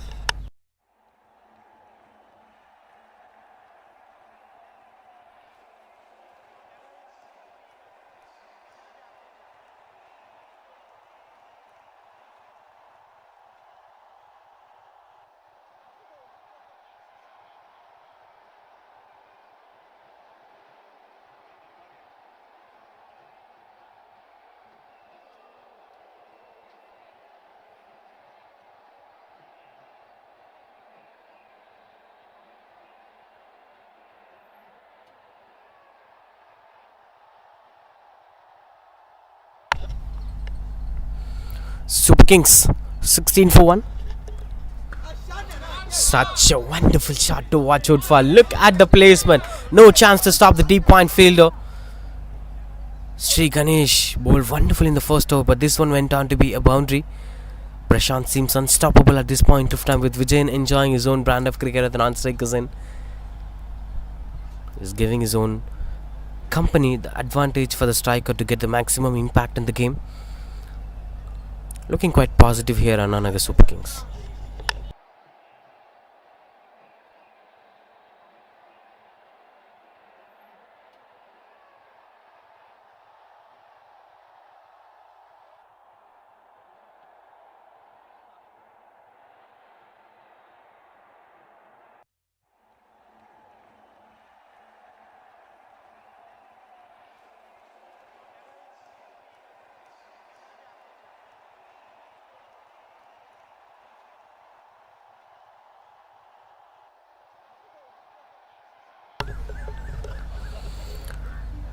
You could see Prashant scoring boundaries as the balls were rashing like a trace of a bullet. Adding one more to that, as that travels a long way to go away from the boundary ropes. Goes for the boundary.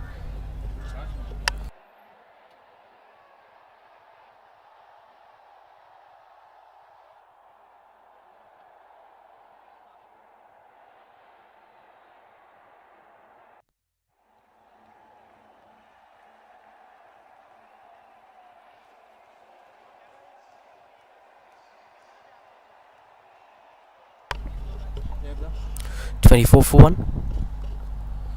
But Sri Ganesh continues to bowl. Offered a bit of short delivery. Such a wonderful, smart cricket. The way how he thinks, the way how he executes, that matters a lot. After scoring boundaries, he's just calmly walking back to the non-strikers and take things control. Such a wonderful bat of Prashant to watch out for. Now that brings back Vijayan on strike. After a very long time, he's been spending most of his time with the non-strikers in. Now it's his turn to place the gaps. As no fielders at the region, goes for the boundary. Another thrashing boundary it is, as the ball is racing out of the boundary ropes. Quick gun Murugan it is. That's 29 for 1.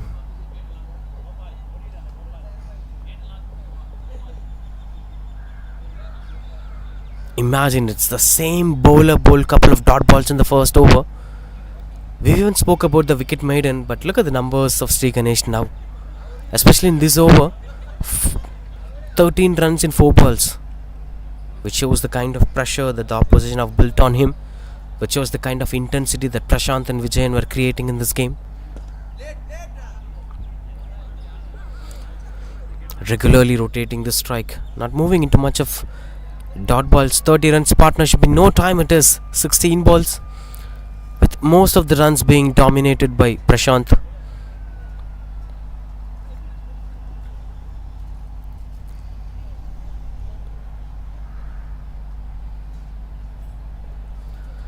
Quite a bit of surprise in the middle with the way how he is bowling, the way how he chooses his length is quite precise. 3 overs 30 for 1.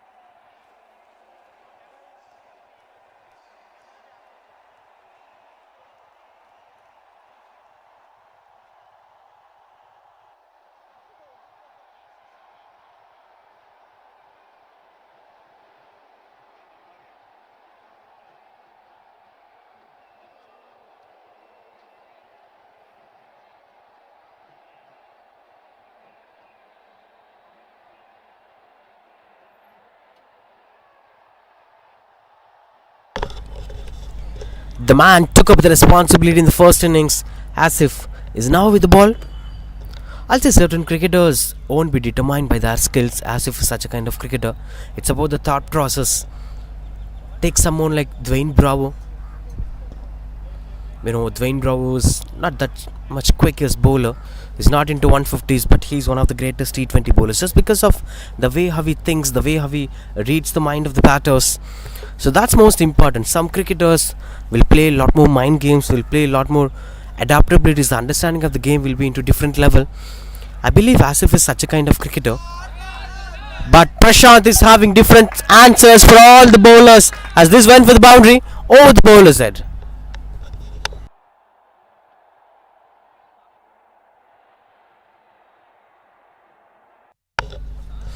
Now Prashant could understand the kind of impact that he created in the first innings. This was the same pressure that Anan Nagar Super Kings bowlers and fielders were having when you were batting, Mr. Asif. So it happens to all the cricketers. But yes, he's a champion cricketer. He will come back. He will try to come back. So that thought process matters. That temperament matter for a cricketer. I love temperament cricketers. Despite of skill sets, despite of techniques. I think there is a search of ball, it seems, in the middle.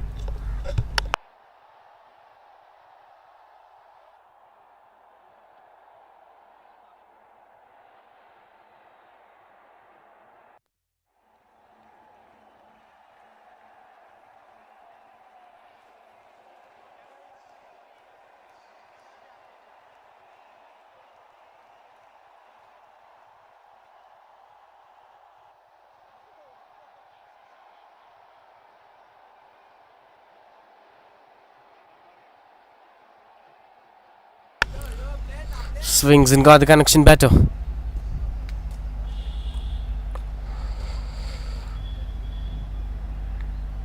Getting hard on control.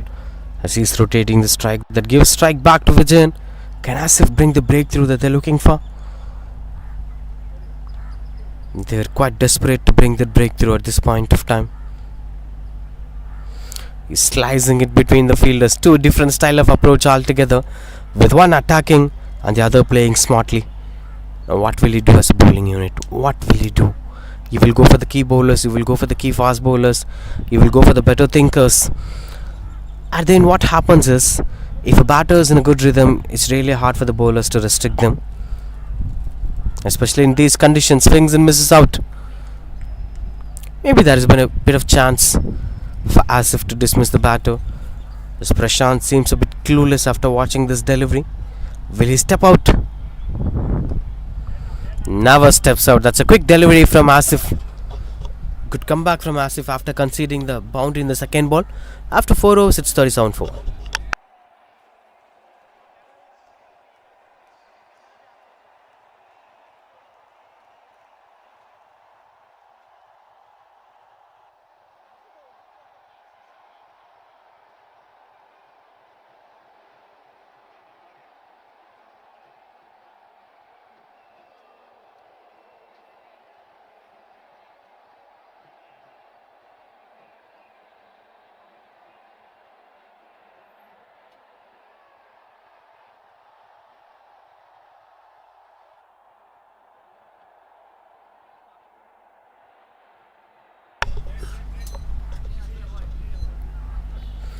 Playing the grounded strokes to give strike back to Prashant.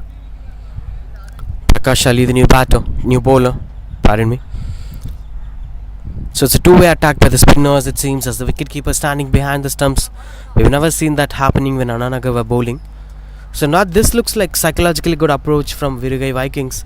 When you push your wicketkeeper behind the stumps for a very long time, at some point of time, the batters might lose their way in the middle by stopping out. Strong shouts. And no signs of that being a dismissal.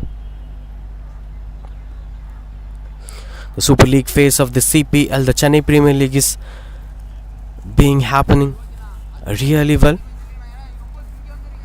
With the way how the teams are performing, especially with these two teams in the middle of the table struggling hard to promote themselves up the order. It'll take some time. You need to win back-to-back games to be at that position. Swings and misses out. Prashant misses a bit at this angle.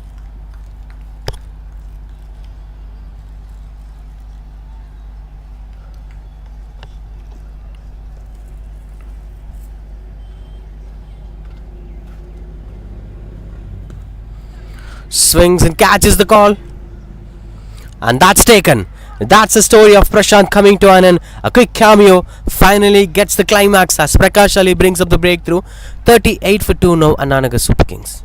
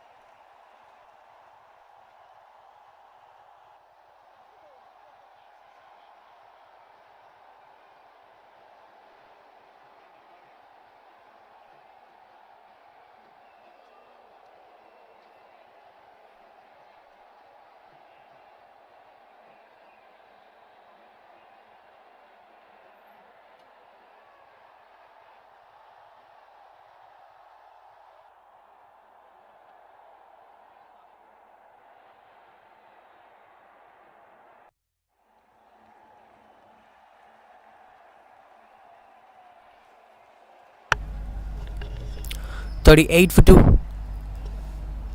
CM Karthikeyan, the new batter, in at number 4.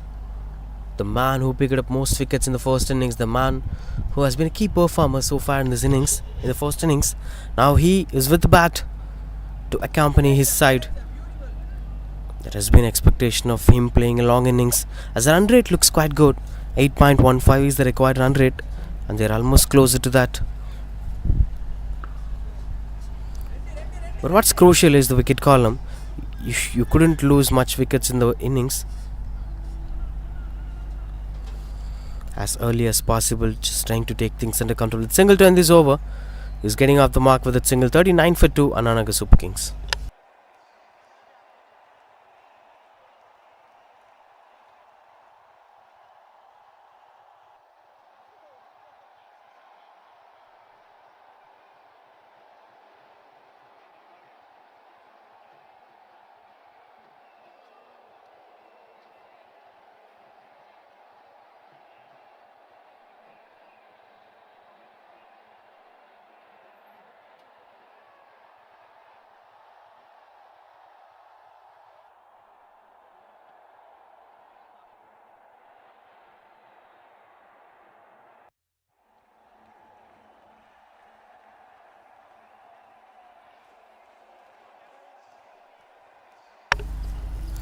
.39 for 2. Asif continues to bowl. Now there are two new batters. You can accompany Vijayan as a new batter because he's 9 of 6, spending most of the times with the non-strikers, and maybe it might help him a bit. But Asif could get better advantage of it as bowling to the new batters. Starting off with the dot ball. They might be keenly working on to bring the breakthrough again. 39 for 2, Anan Nagar Super Kings. This is very dangerous, Asif. Once he gets going, that's why I said he's such a smart cricketer.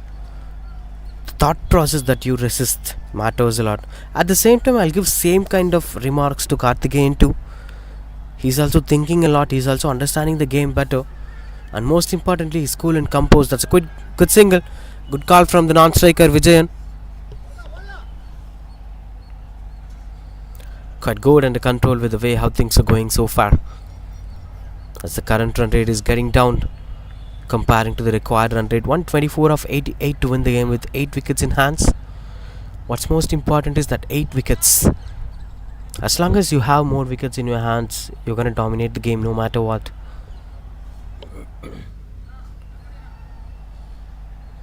Keeping that in mind, 40 for 2, Anan Nagar Super Kings. Cuts it and punches hard to get the single over there.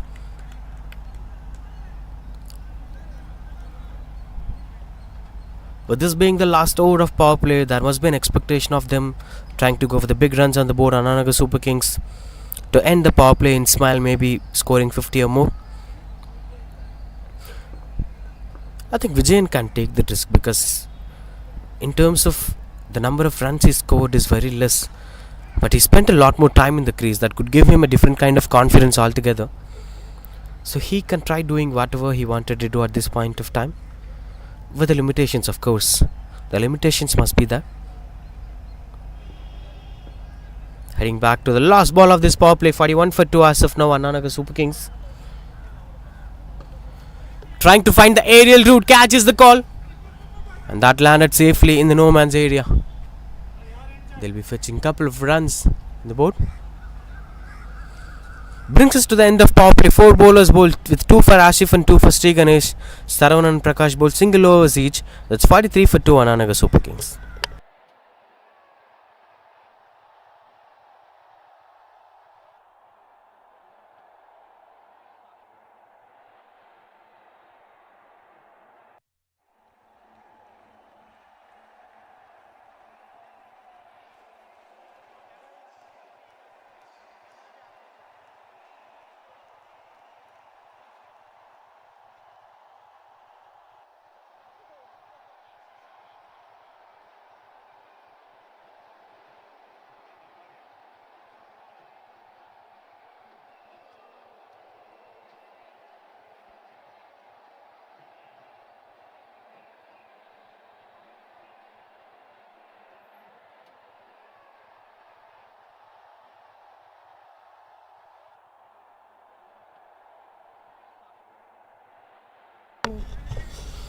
43 for 2.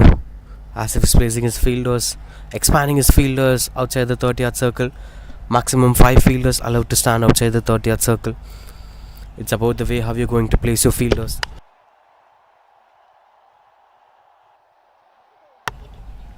Slices it at the point direction, will be fetching just a single. In fact, no runs it seems. Starts off with the dot ball precautiously. He's one among the wicket-taking bowlers in this innings, with having long on Kaukana and deep mid-wicket. Fielders joining hands together. That finds the fielders' hands. It's very hard for the batters to score runs on the board at this point of time. They're having long off and sweeper covers at the deep at the offside. So it's a typical T20 field positioning post power play.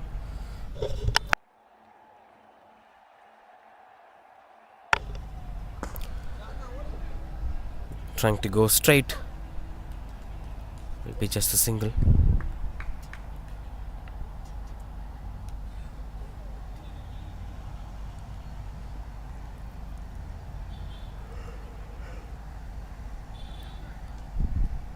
Quite good under control. I could remember the way how Jayawardene plays that late cut. It will be easy to play late cut against an off spinner as the ball turns and comes into you. Most important thing is you have to play late cut against the bowler who bowls round the wicket. Then you could get the angle perfectly. I think the batters must wait to play for the late cuts, as there is a short third man and backward point standing together. If the batter places the shot in between those two fielders, it will be quite good to watch out for. That focus on late cut will also add some productivity to that run rate, as he's having a different approach altogether. With that single, the over coming to an end, 47 for 2.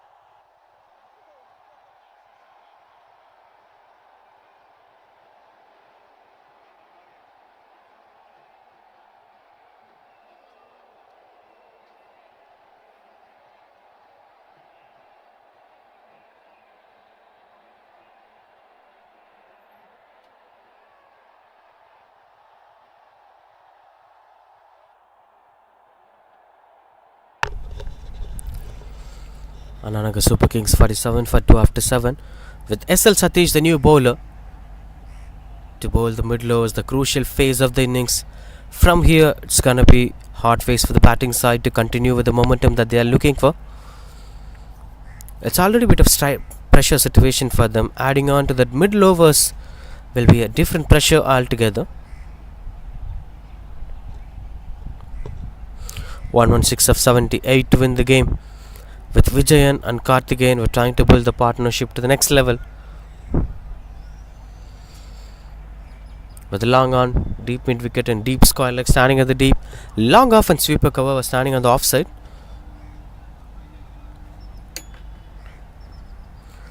Taking his control over there with the epic BDM bat sticker. CM Karthikeyan on strike. Swings and misses out. A left arm spinner.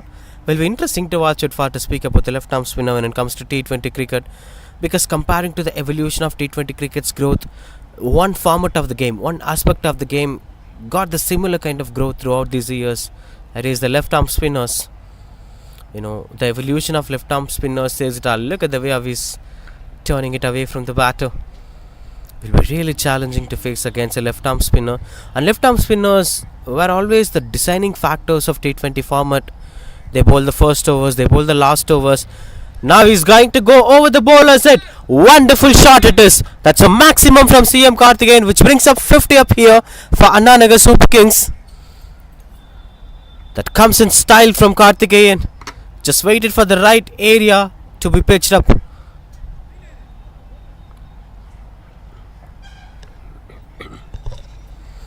Wonderful shot making.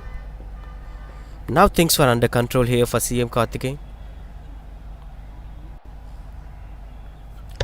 Swings and misses out. You can't take similar kind of approach every single ball. As Satish is flighting the ball and turning the ball really well. So will be different kind of pressure altogether.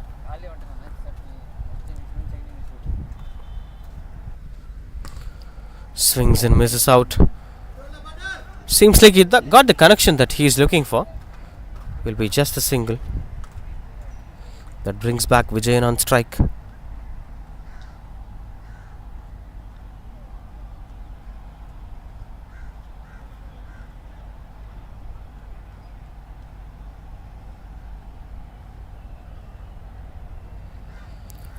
Seven runs coming off this over. Last ball of this over. Just going on to the back for a dot ball to end this over. 54 for 2. We'll speak a lot about the left arm spinners when Satish comes back to bowl.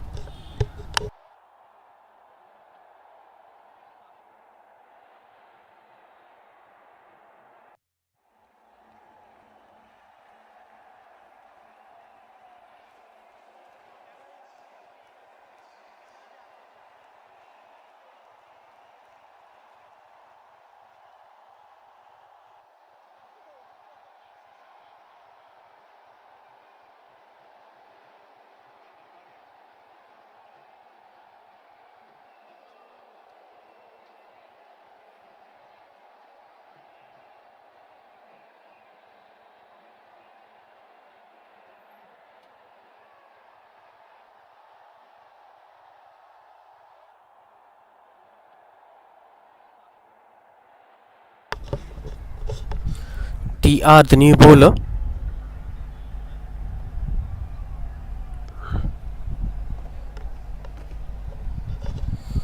.109 to win in 12 overs.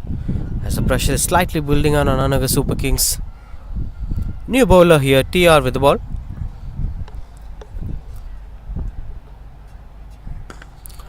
Trying to go over the bowler's head, but no chance of going for the boundary. As CM Karthikeyan is fighting hard to come out of this crisis. In fact, to bring the team come out of this crisis.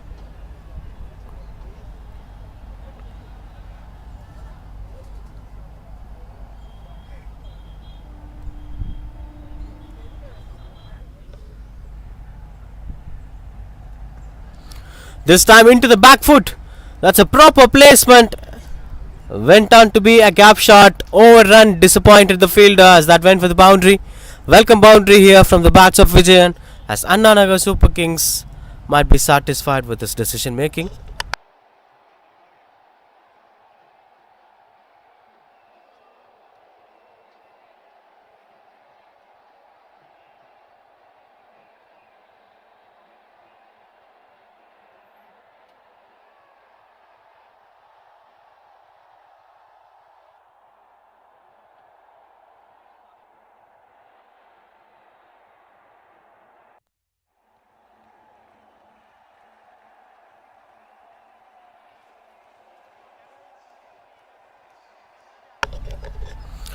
.59 for 2.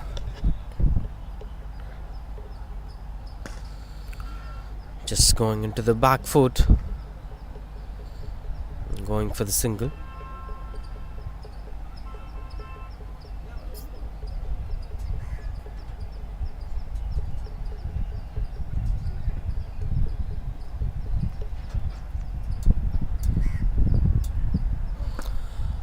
Change of pace here from TR. This will happen when the batter is trying to score runs on the board. If they rush things quickly, then you will be under pressure.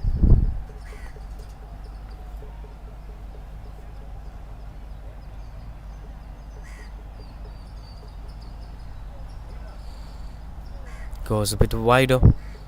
This approach of changing pace is confusing the bowlers sometimes.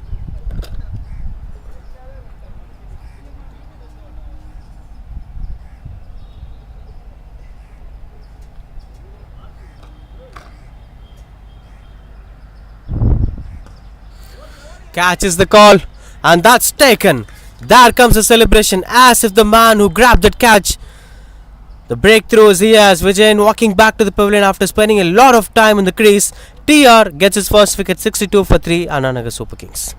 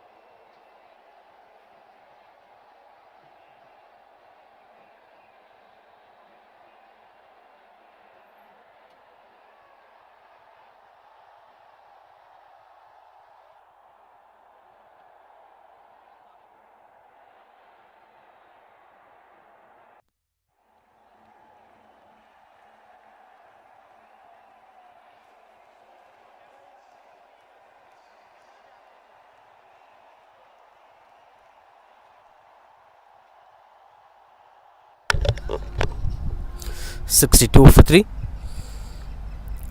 With the last ball to end this over, Vijay Raja is the new batter. Vijay Raja.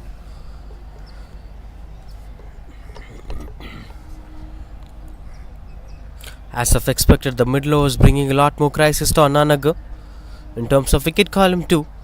As the man at number 5 here, Vijay Raja, to face his first ball, pushing it into the back foot to complete the dot ball to end this over, 62 for 3.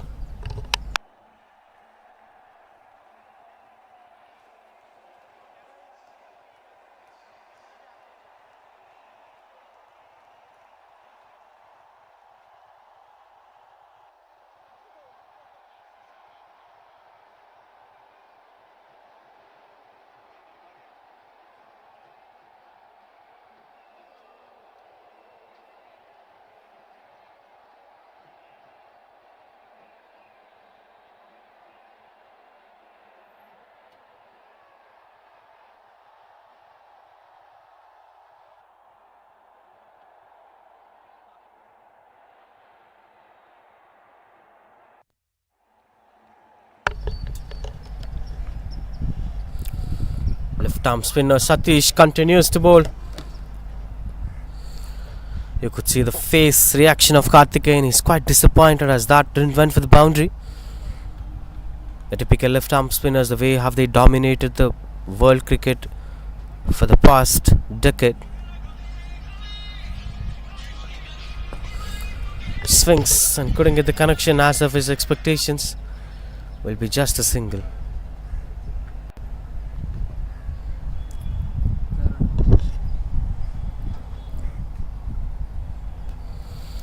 Adding to what we're speaking about,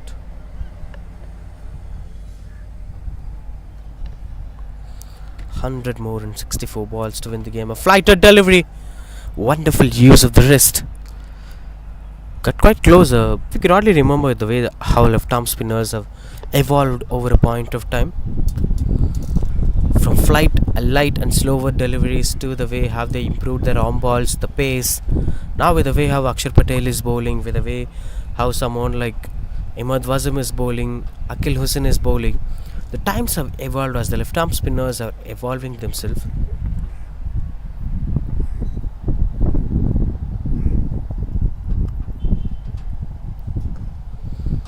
Swings and couldn't get the connection. Asif's expectations. It's just going for singles with 99 more to win the game. Almost halfway through the second innings. We didn't see much of boundaries coming in this season. And what's most important is Virugai didn't even consider a single run in extras. That's one of those reasons why Anan Nagar are struggling at this point of time. And we couldn't see much of set batters so far in this game except Prashant. There has been a bit of chances for Karthikeyan to do some shining. So he's doing that job precisely.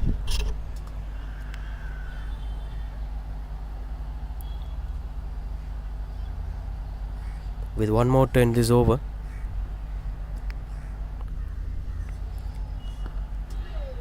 Wonderful delivery to end the over. After 10 overs, 65 for 3.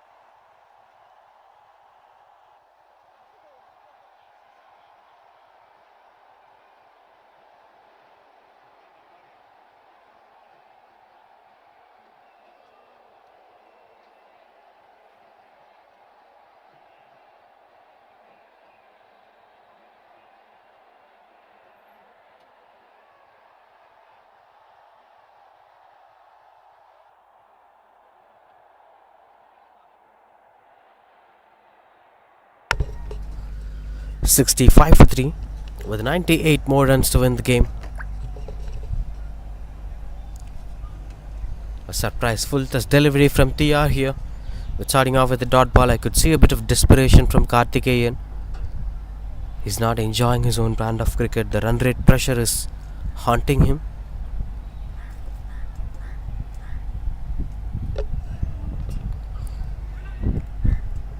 The one into the back foot. No chance of them going for the single, as Vijay initially wanted that single, but Karthikeyan sends him back. Usually what happens is, if you're chasing down such a kind of targets, what happens is, if you are not planning the chase properly, you will be under pressure. The next thing is, we've seen the first innings of Virugai Vikings where they struggled is 10th over to 15th over. So this is the same phase here for Anan Nagar Super Kings, where they have to be much more careful. At the same time, they have to score more runs on the board, because they have scored 60 plus runs within the power play, Virugai Vikings. Now look at the numbers. Anan Nagar were taking 11th over to complete 65 odd. So they spend most times to get themselves into a proper platform. Now all they need is to score runs on the board as quick as possible. Despite of the wicket column, all you need to do is to score 163 at the end of 20 overs. That's something could help you to reach out to the spot that you're looking for. Maybe Vijay can take things under control, because Karthikeyan is feeling a bit of desperation. He's not connecting the ball that much. Maybe just because of the run rate pressure. If that pressure eases out, we could get a rhythmic batting display from Karthikeyan. So it's the responsibility of Vijay Raja to take things under control as early as possible. Swings and misses out again. He couldn't trust the bounce, it seems. He's smiling, in fact, he's smiling out of disappointment. What's happening in the middle? What kind of reactions are these from a pitch? As it happens, the part of a game. With one more to end this over, 96 more to win in 9 overs, in fact. If it went on to be a dot ball, he'll be offered wide ball. An extra runs on the board. Just trying to take things under control. That brings back Vijay on strike. We've been speaking about Vijay's batting ability. There is not much time here for Vijay to take things under control because Karthikeyan is struggling. It's a responsibility of Vijay to score runs on the board as quick as possible. They have to maintain 10 runs per over. Played through the covers. Will be just a single to end this over. End of 11 at 70 for 3.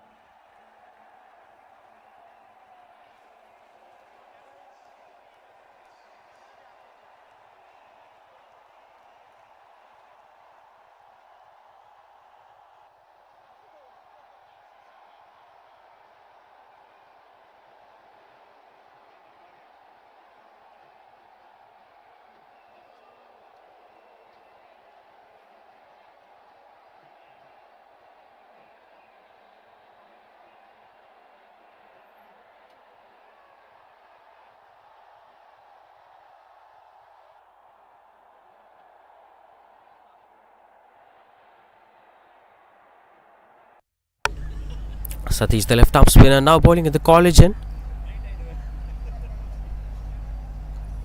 Bowling diagonal round the wicket.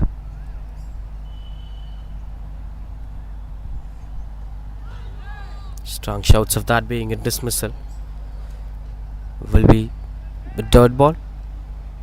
Adding to what we're speaking about the left arm spinners and their domination to the game, not just in T20 formats, even in Test cricket, even in T20, left arm spinners were one of the powerhouse of bowling department.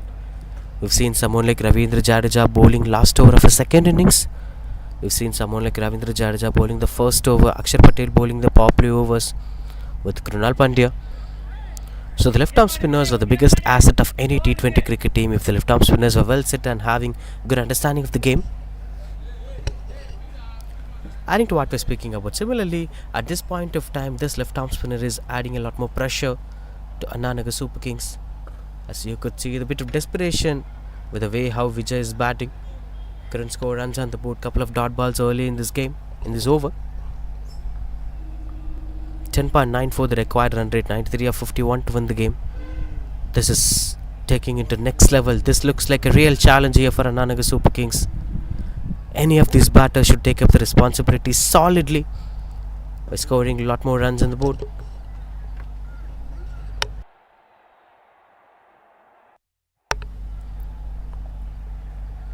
Pushing for this.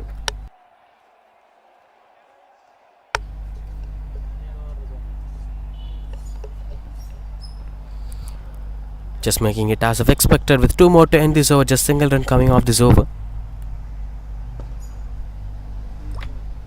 Another one out of desperation. It's just going for single.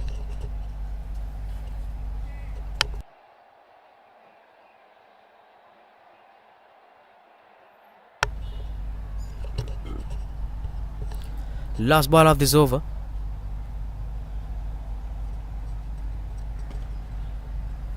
Trying to play it cheeky through the covers. As that went on to be dot ball single to end this over. That's 3 runs coming, 73 for 3 after 12 overs.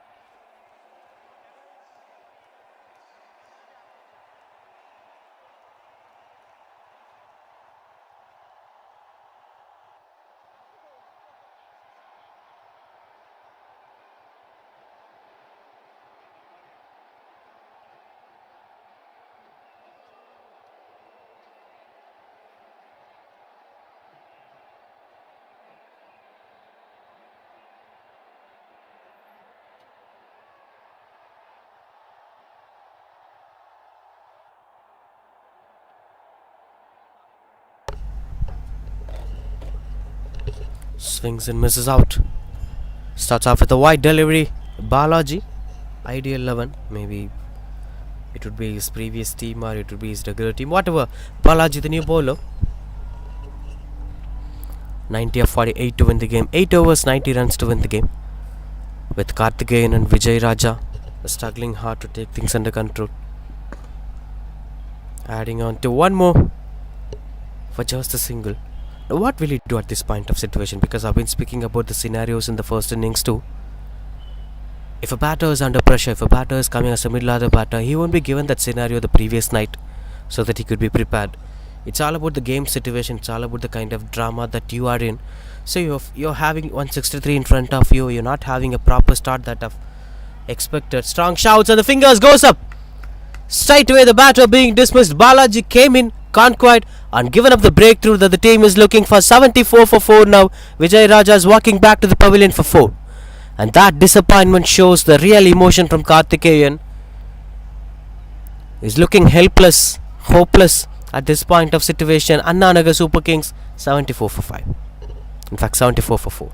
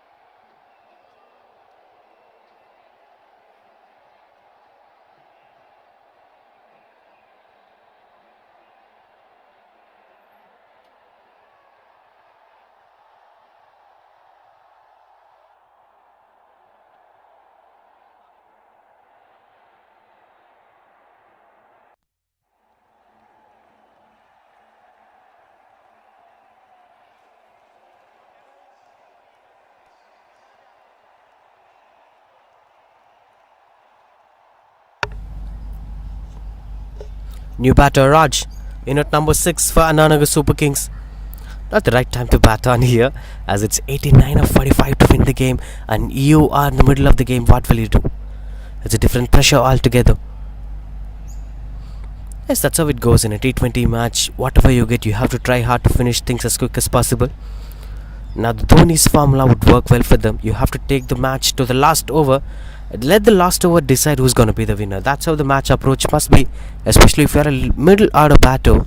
The approach of chasing down a big total will be very, very high.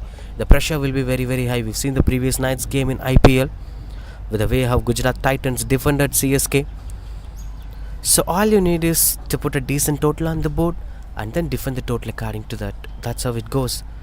And Balaji being a wicket-taking bowler, nothing goes in favour of Anan Nagar here. Karthikeyan on strike.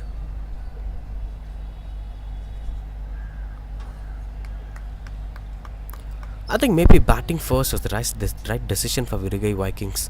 They took the right decision. It was a batting track initially, so batted really well in the first 10 overs. Even after struggling hard, they completed the innings to 162. What's most important is chasing is not a pressure thing, but at the same time, if you're having decent total in front of you, venues like Murugappa will always support you in the middle overs. He's trying to find the aerial route.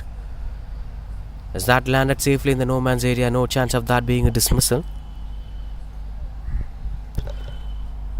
End of 13, it's 76 for 4.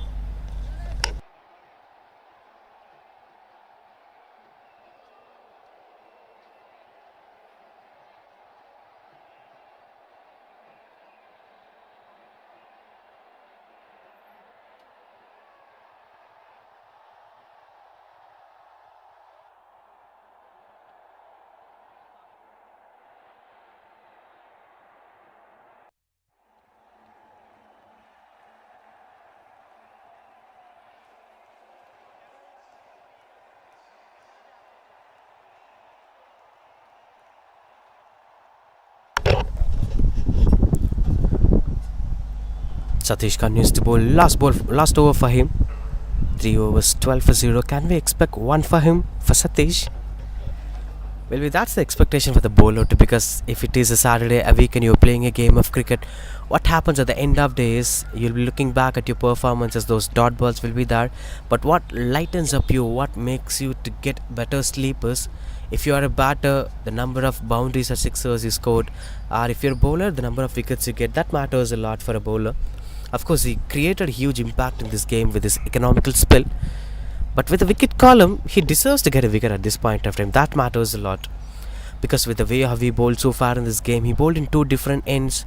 Two from the pavilion end and two from the college end. He was quite wonderful from both the ends. Especially with the way how he made Karthikeyan to struggle hard. Karthikeyan is still finding it hard to bat against someone like Satish. Of course, he scored a wonderful sixer early in the innings, but after a point of time, it's been quite good controlled performance from Satish. I'll expect him to perform with a similar kind of impact. And speaking about left-arm spinners, the impact created with Sanath Jayasuriya in 1996 World Cup, which is immense to speak about. The way how Pragyan Ojha bowled in his time when he bowled for Team India. Is it a good connection? That's a wonderful save at the deep of the boundary ropes. Just took his nerves under control and saved a boundary for his side. As Virugai Vikings are still fighting hard to come back strongly in the game. They are already in the driver's seat. Let anyone to intimate that you guys are already dominating this innings and you're still adding on 100% on the field. Another swing and a miss candidate. Karthikeyan is completely struggling hard to take things under control. This is not that innings that he would have expected to bat, and probably if they batted first, Karthikeyan would have played even much better innings out of pressure. So T20 cricket is all about the pressure factor. It's about whether you are holding on with pressure or you are going to push the opposition under pressure. Anyone will be pressure. Even with the kind of placements that they are having, everything is under control for them. A quick over coming to an end from Satish. 80 for 4 after 14. That's 0 for 16 in 4 overs for Satish.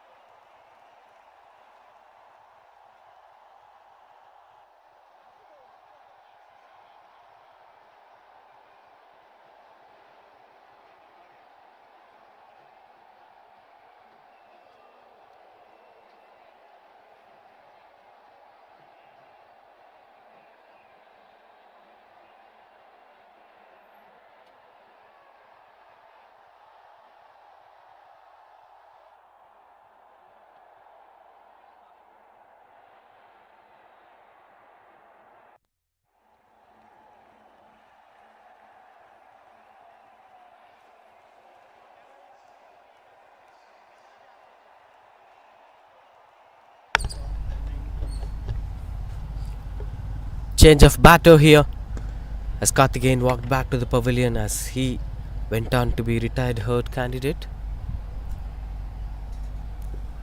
It's real hard to play at this hot sunny conditions. Prakash Ali continues to bowl. As you could see the same name over there, but there has been a change of batter. You could see Gopal, the new batter, in for Karthikeyan. Tall batter. Just playing it into the back foot. 2 is the call, but no chance of that being a second run. Comfortable single over there. 172 the strike rate here for Gopal. Right batsman at the right time, it seems. I'm not sure about the tail end of Anan Nagar Super Kings. There may be a lot more batters waiting on the dugout, or Gopal might be the last recognized batter.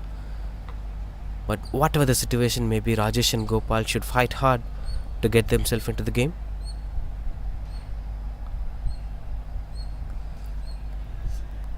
This has been the regular fashion so far in this game, with batters swinging and missing out the length. 80 of 33 to win the game, as the equation is getting challenging. 14.55 the required run rate.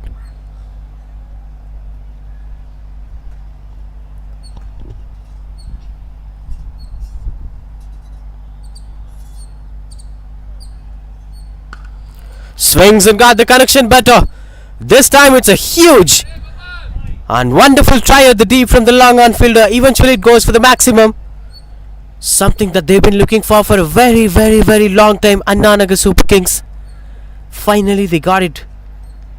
Hope he's okay. The long on fielder is smiling. He's comfortable. But what a wonderful try it is. He gave his 100% to stop that going from a maximum. So continuing with what we're speaking about, right man at the right time here. Can Gopal bring that fortunes back as he is trying hard? That's a wonderful catch taken. It's an anti-climax here. This impactful knock is coming to an end. It's a quick short cameo from the batter. Not a lengthy cameo, so Gopal has to walk back to the pavilion for just 7 runs. It's 18-9 for 5. Anan Nagar Super Kings. Wonderful catch taken at the deep.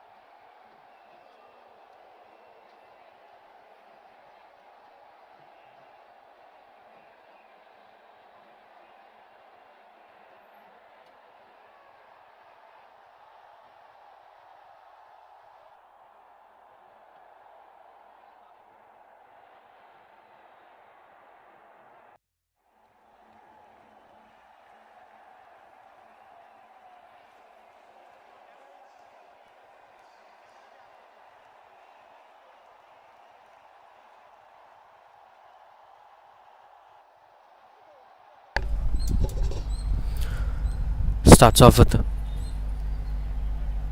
dot ball, it seems.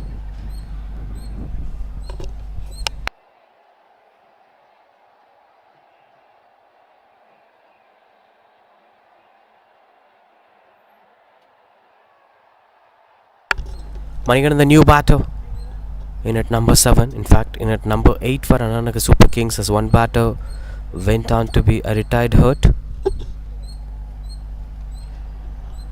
TR with the ball.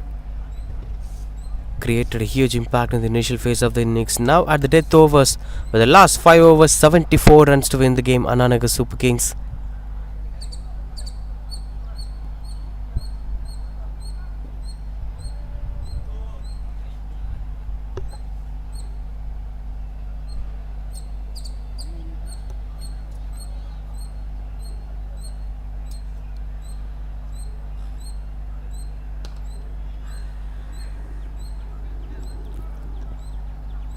Pushing here hard for the single.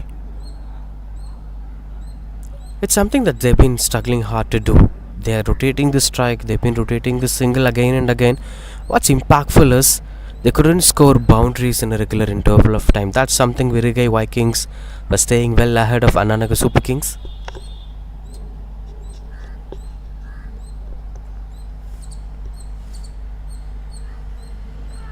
Clean ball it is as the blades were flying off. Manigandan, the new batter, just came on strike but couldn't make any impact with the bat as he's walking back to the pavilion without scoring runs on the board. That's 90 for 6 now.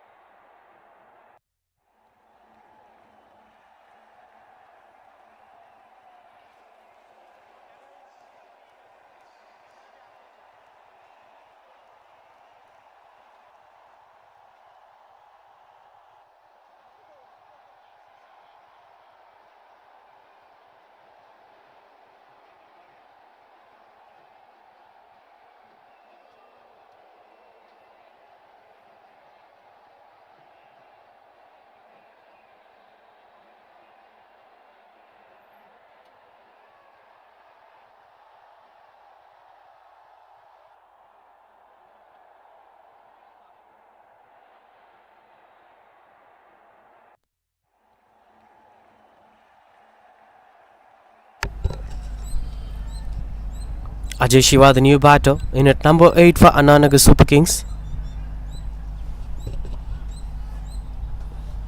2 for 14 from TR so far. Just glided it at the deep mid wicket region, running for the single.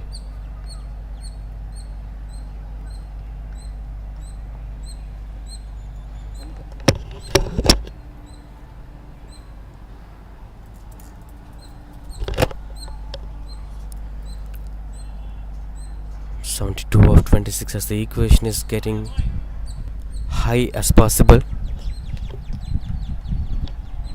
16.62 per runs per over to win the game, it seems.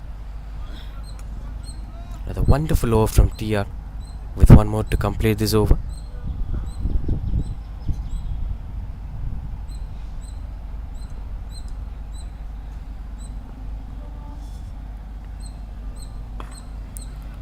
Trying to play it through the covers.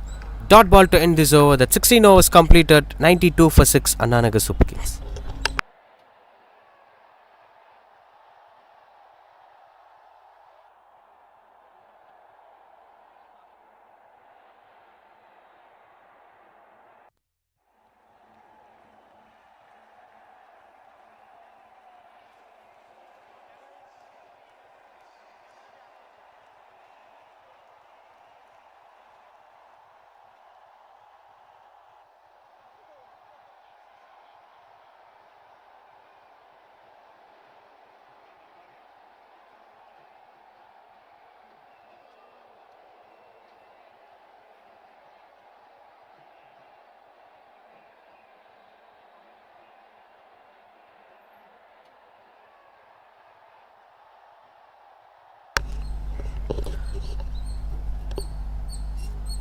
(71 more to win from 24 balls to win the game. Again, starting off with the dot ball. Balaji continues to bowl, as this went on to be quite crucial for Anan Nagar Super Kings, it seems, as Virugai Vikings were doing everything to the perfection.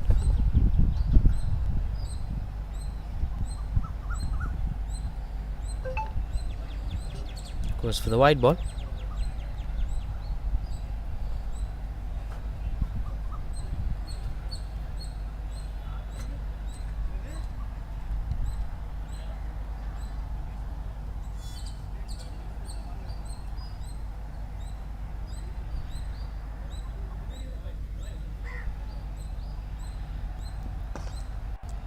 Swings and couldn't get the connection.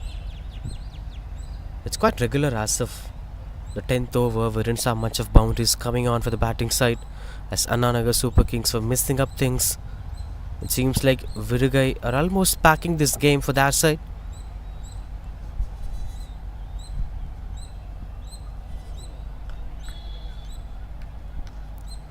It still holds on a bit and low bouncing at that particular region.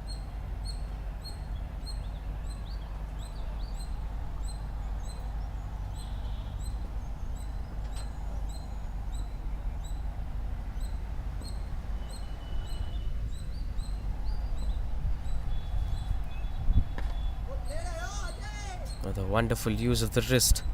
But yes, despite of appreciation, it's not productive enough for Anan Nagar Super Kings. That's the problem we've been speaking about for a very long time. I love the way how Balaji is bowling. He's been bowling in the right areas, targeting the right zones to take things under control.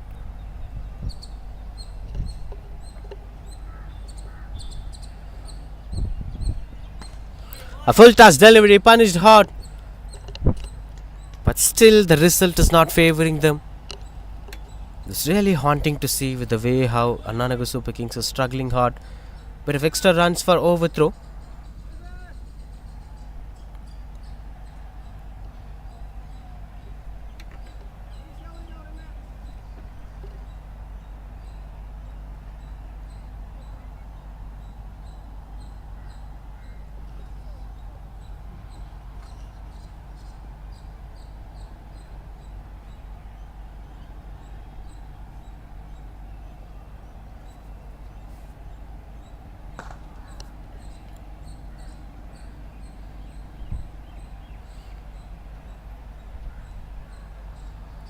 Single turn this over, 98 for 6.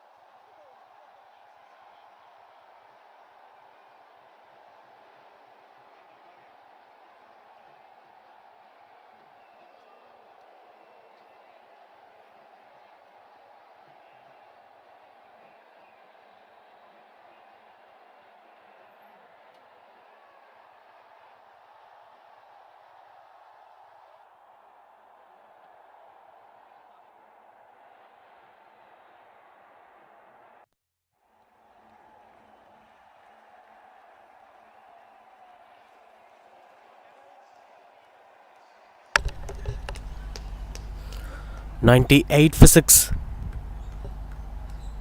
As that went on to be one more wicket here.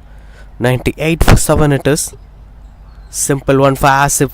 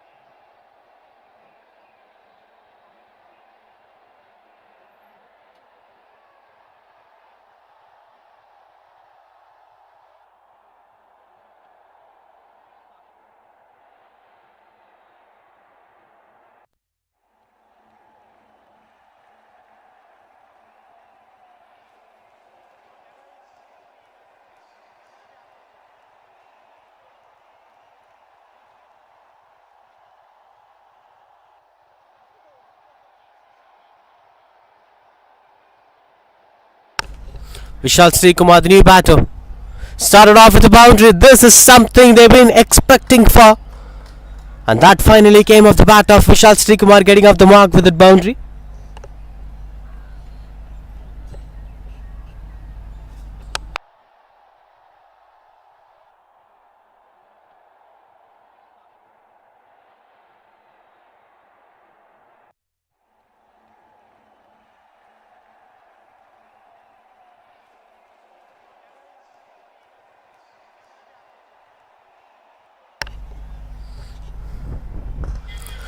Swings and got the connection better. But not much impactful with the way how they were expecting for. The numbers were not supporting them, as 24.00 is required run rate to win the game. How can this be possible at this point of time? Because in T20 cricket you can't come for the conclusion as early as possible. So you have to wait till the 20th over to come for the conclusion. But at the same time, psychologically, Virugai are packing up this game, it seems.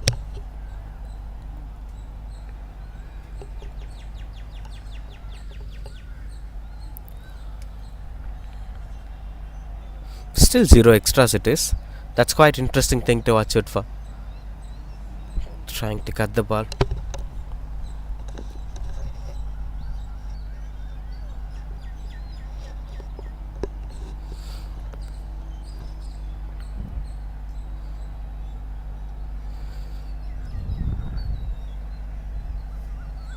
Steps out and trying to find the aerial route as a fielder under the ball, and that's taken. As simple as it is, it's 104 for 8 now, as Vishal Srikumar's quick cameo is coming to an end, and Asif gets his second one. 18 overs completed, 104 for 8.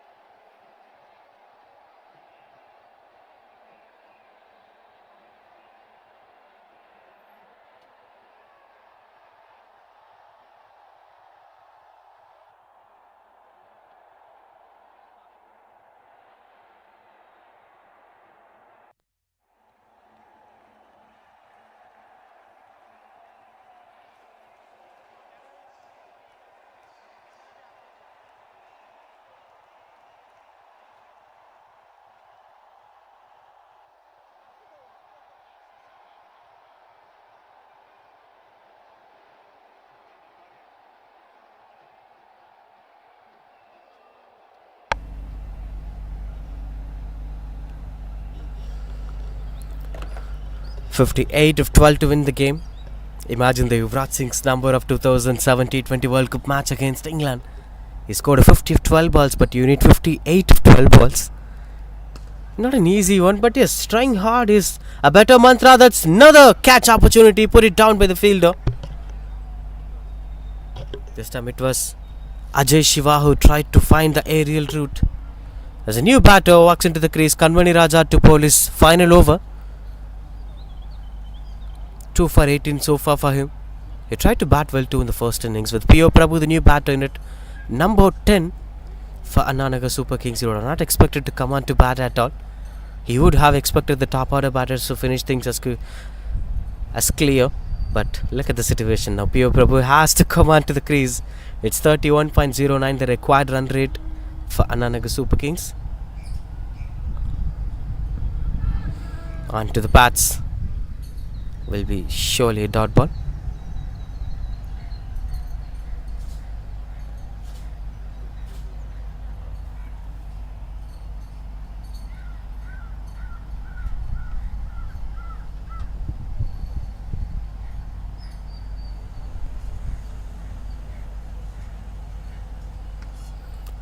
That's high in the air, catches the call. Kanmani Raja under the ball, and that's taken. Sharp eyes it is. Not an easy one to grab at this mid-hard conditions as the sun shades for disturbing the bowler, but still he carried himself confidently and dismissed the batters. P.O. Prabhu couldn't make much impact in this game. He's walking back to the pavilion without scoring. And that takes us to the end of this game, as all the batters of the side were being dismissed with Kartikeya. In fact, he's coming back. He went on to be retired hurt. He's coming back to bat again. So there is one more batter. 23 of 31 was his numbers. He's walking back. 3 wickets for Kanmani Raja so far.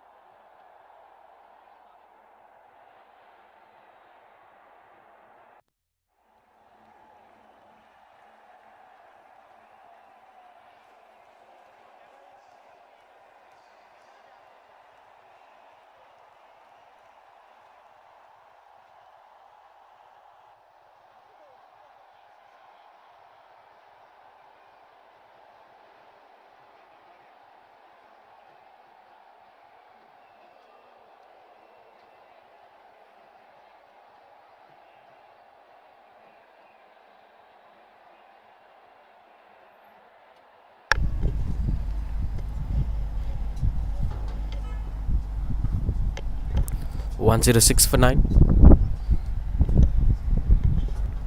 Kartikeyan on strike. Kanmani Raja, can he make it 4? With 3 more to complete his over.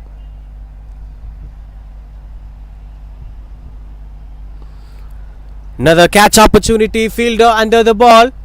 Asif it is, and that's taken. 4 wickets for Kanmani Raja, and this game is packed over there as Virugai are winning this game by a difference of 6 runs. What a wonderful performance it is. Outstanding performance from Virugai Vikings to win the game by a difference of 56 runs. Especially Kanmani Raja for his 22 not out and 4 wickets with the ball. Handy performer for the side. And happy faces everywhere. Winning match number 4 out of 7. Virugai Vikings are still in the points table battle. They are up front now, and they could fight hard in the upcoming games too. Congratulations to the winning side. Hard luck for Anan Nagar, but that's quite comprehensive performance as Virugai outplayed Anan Nagar in this game. That's the news from the centre from the first match here. Virugai Vikings are winning this game by a difference of 56 runs.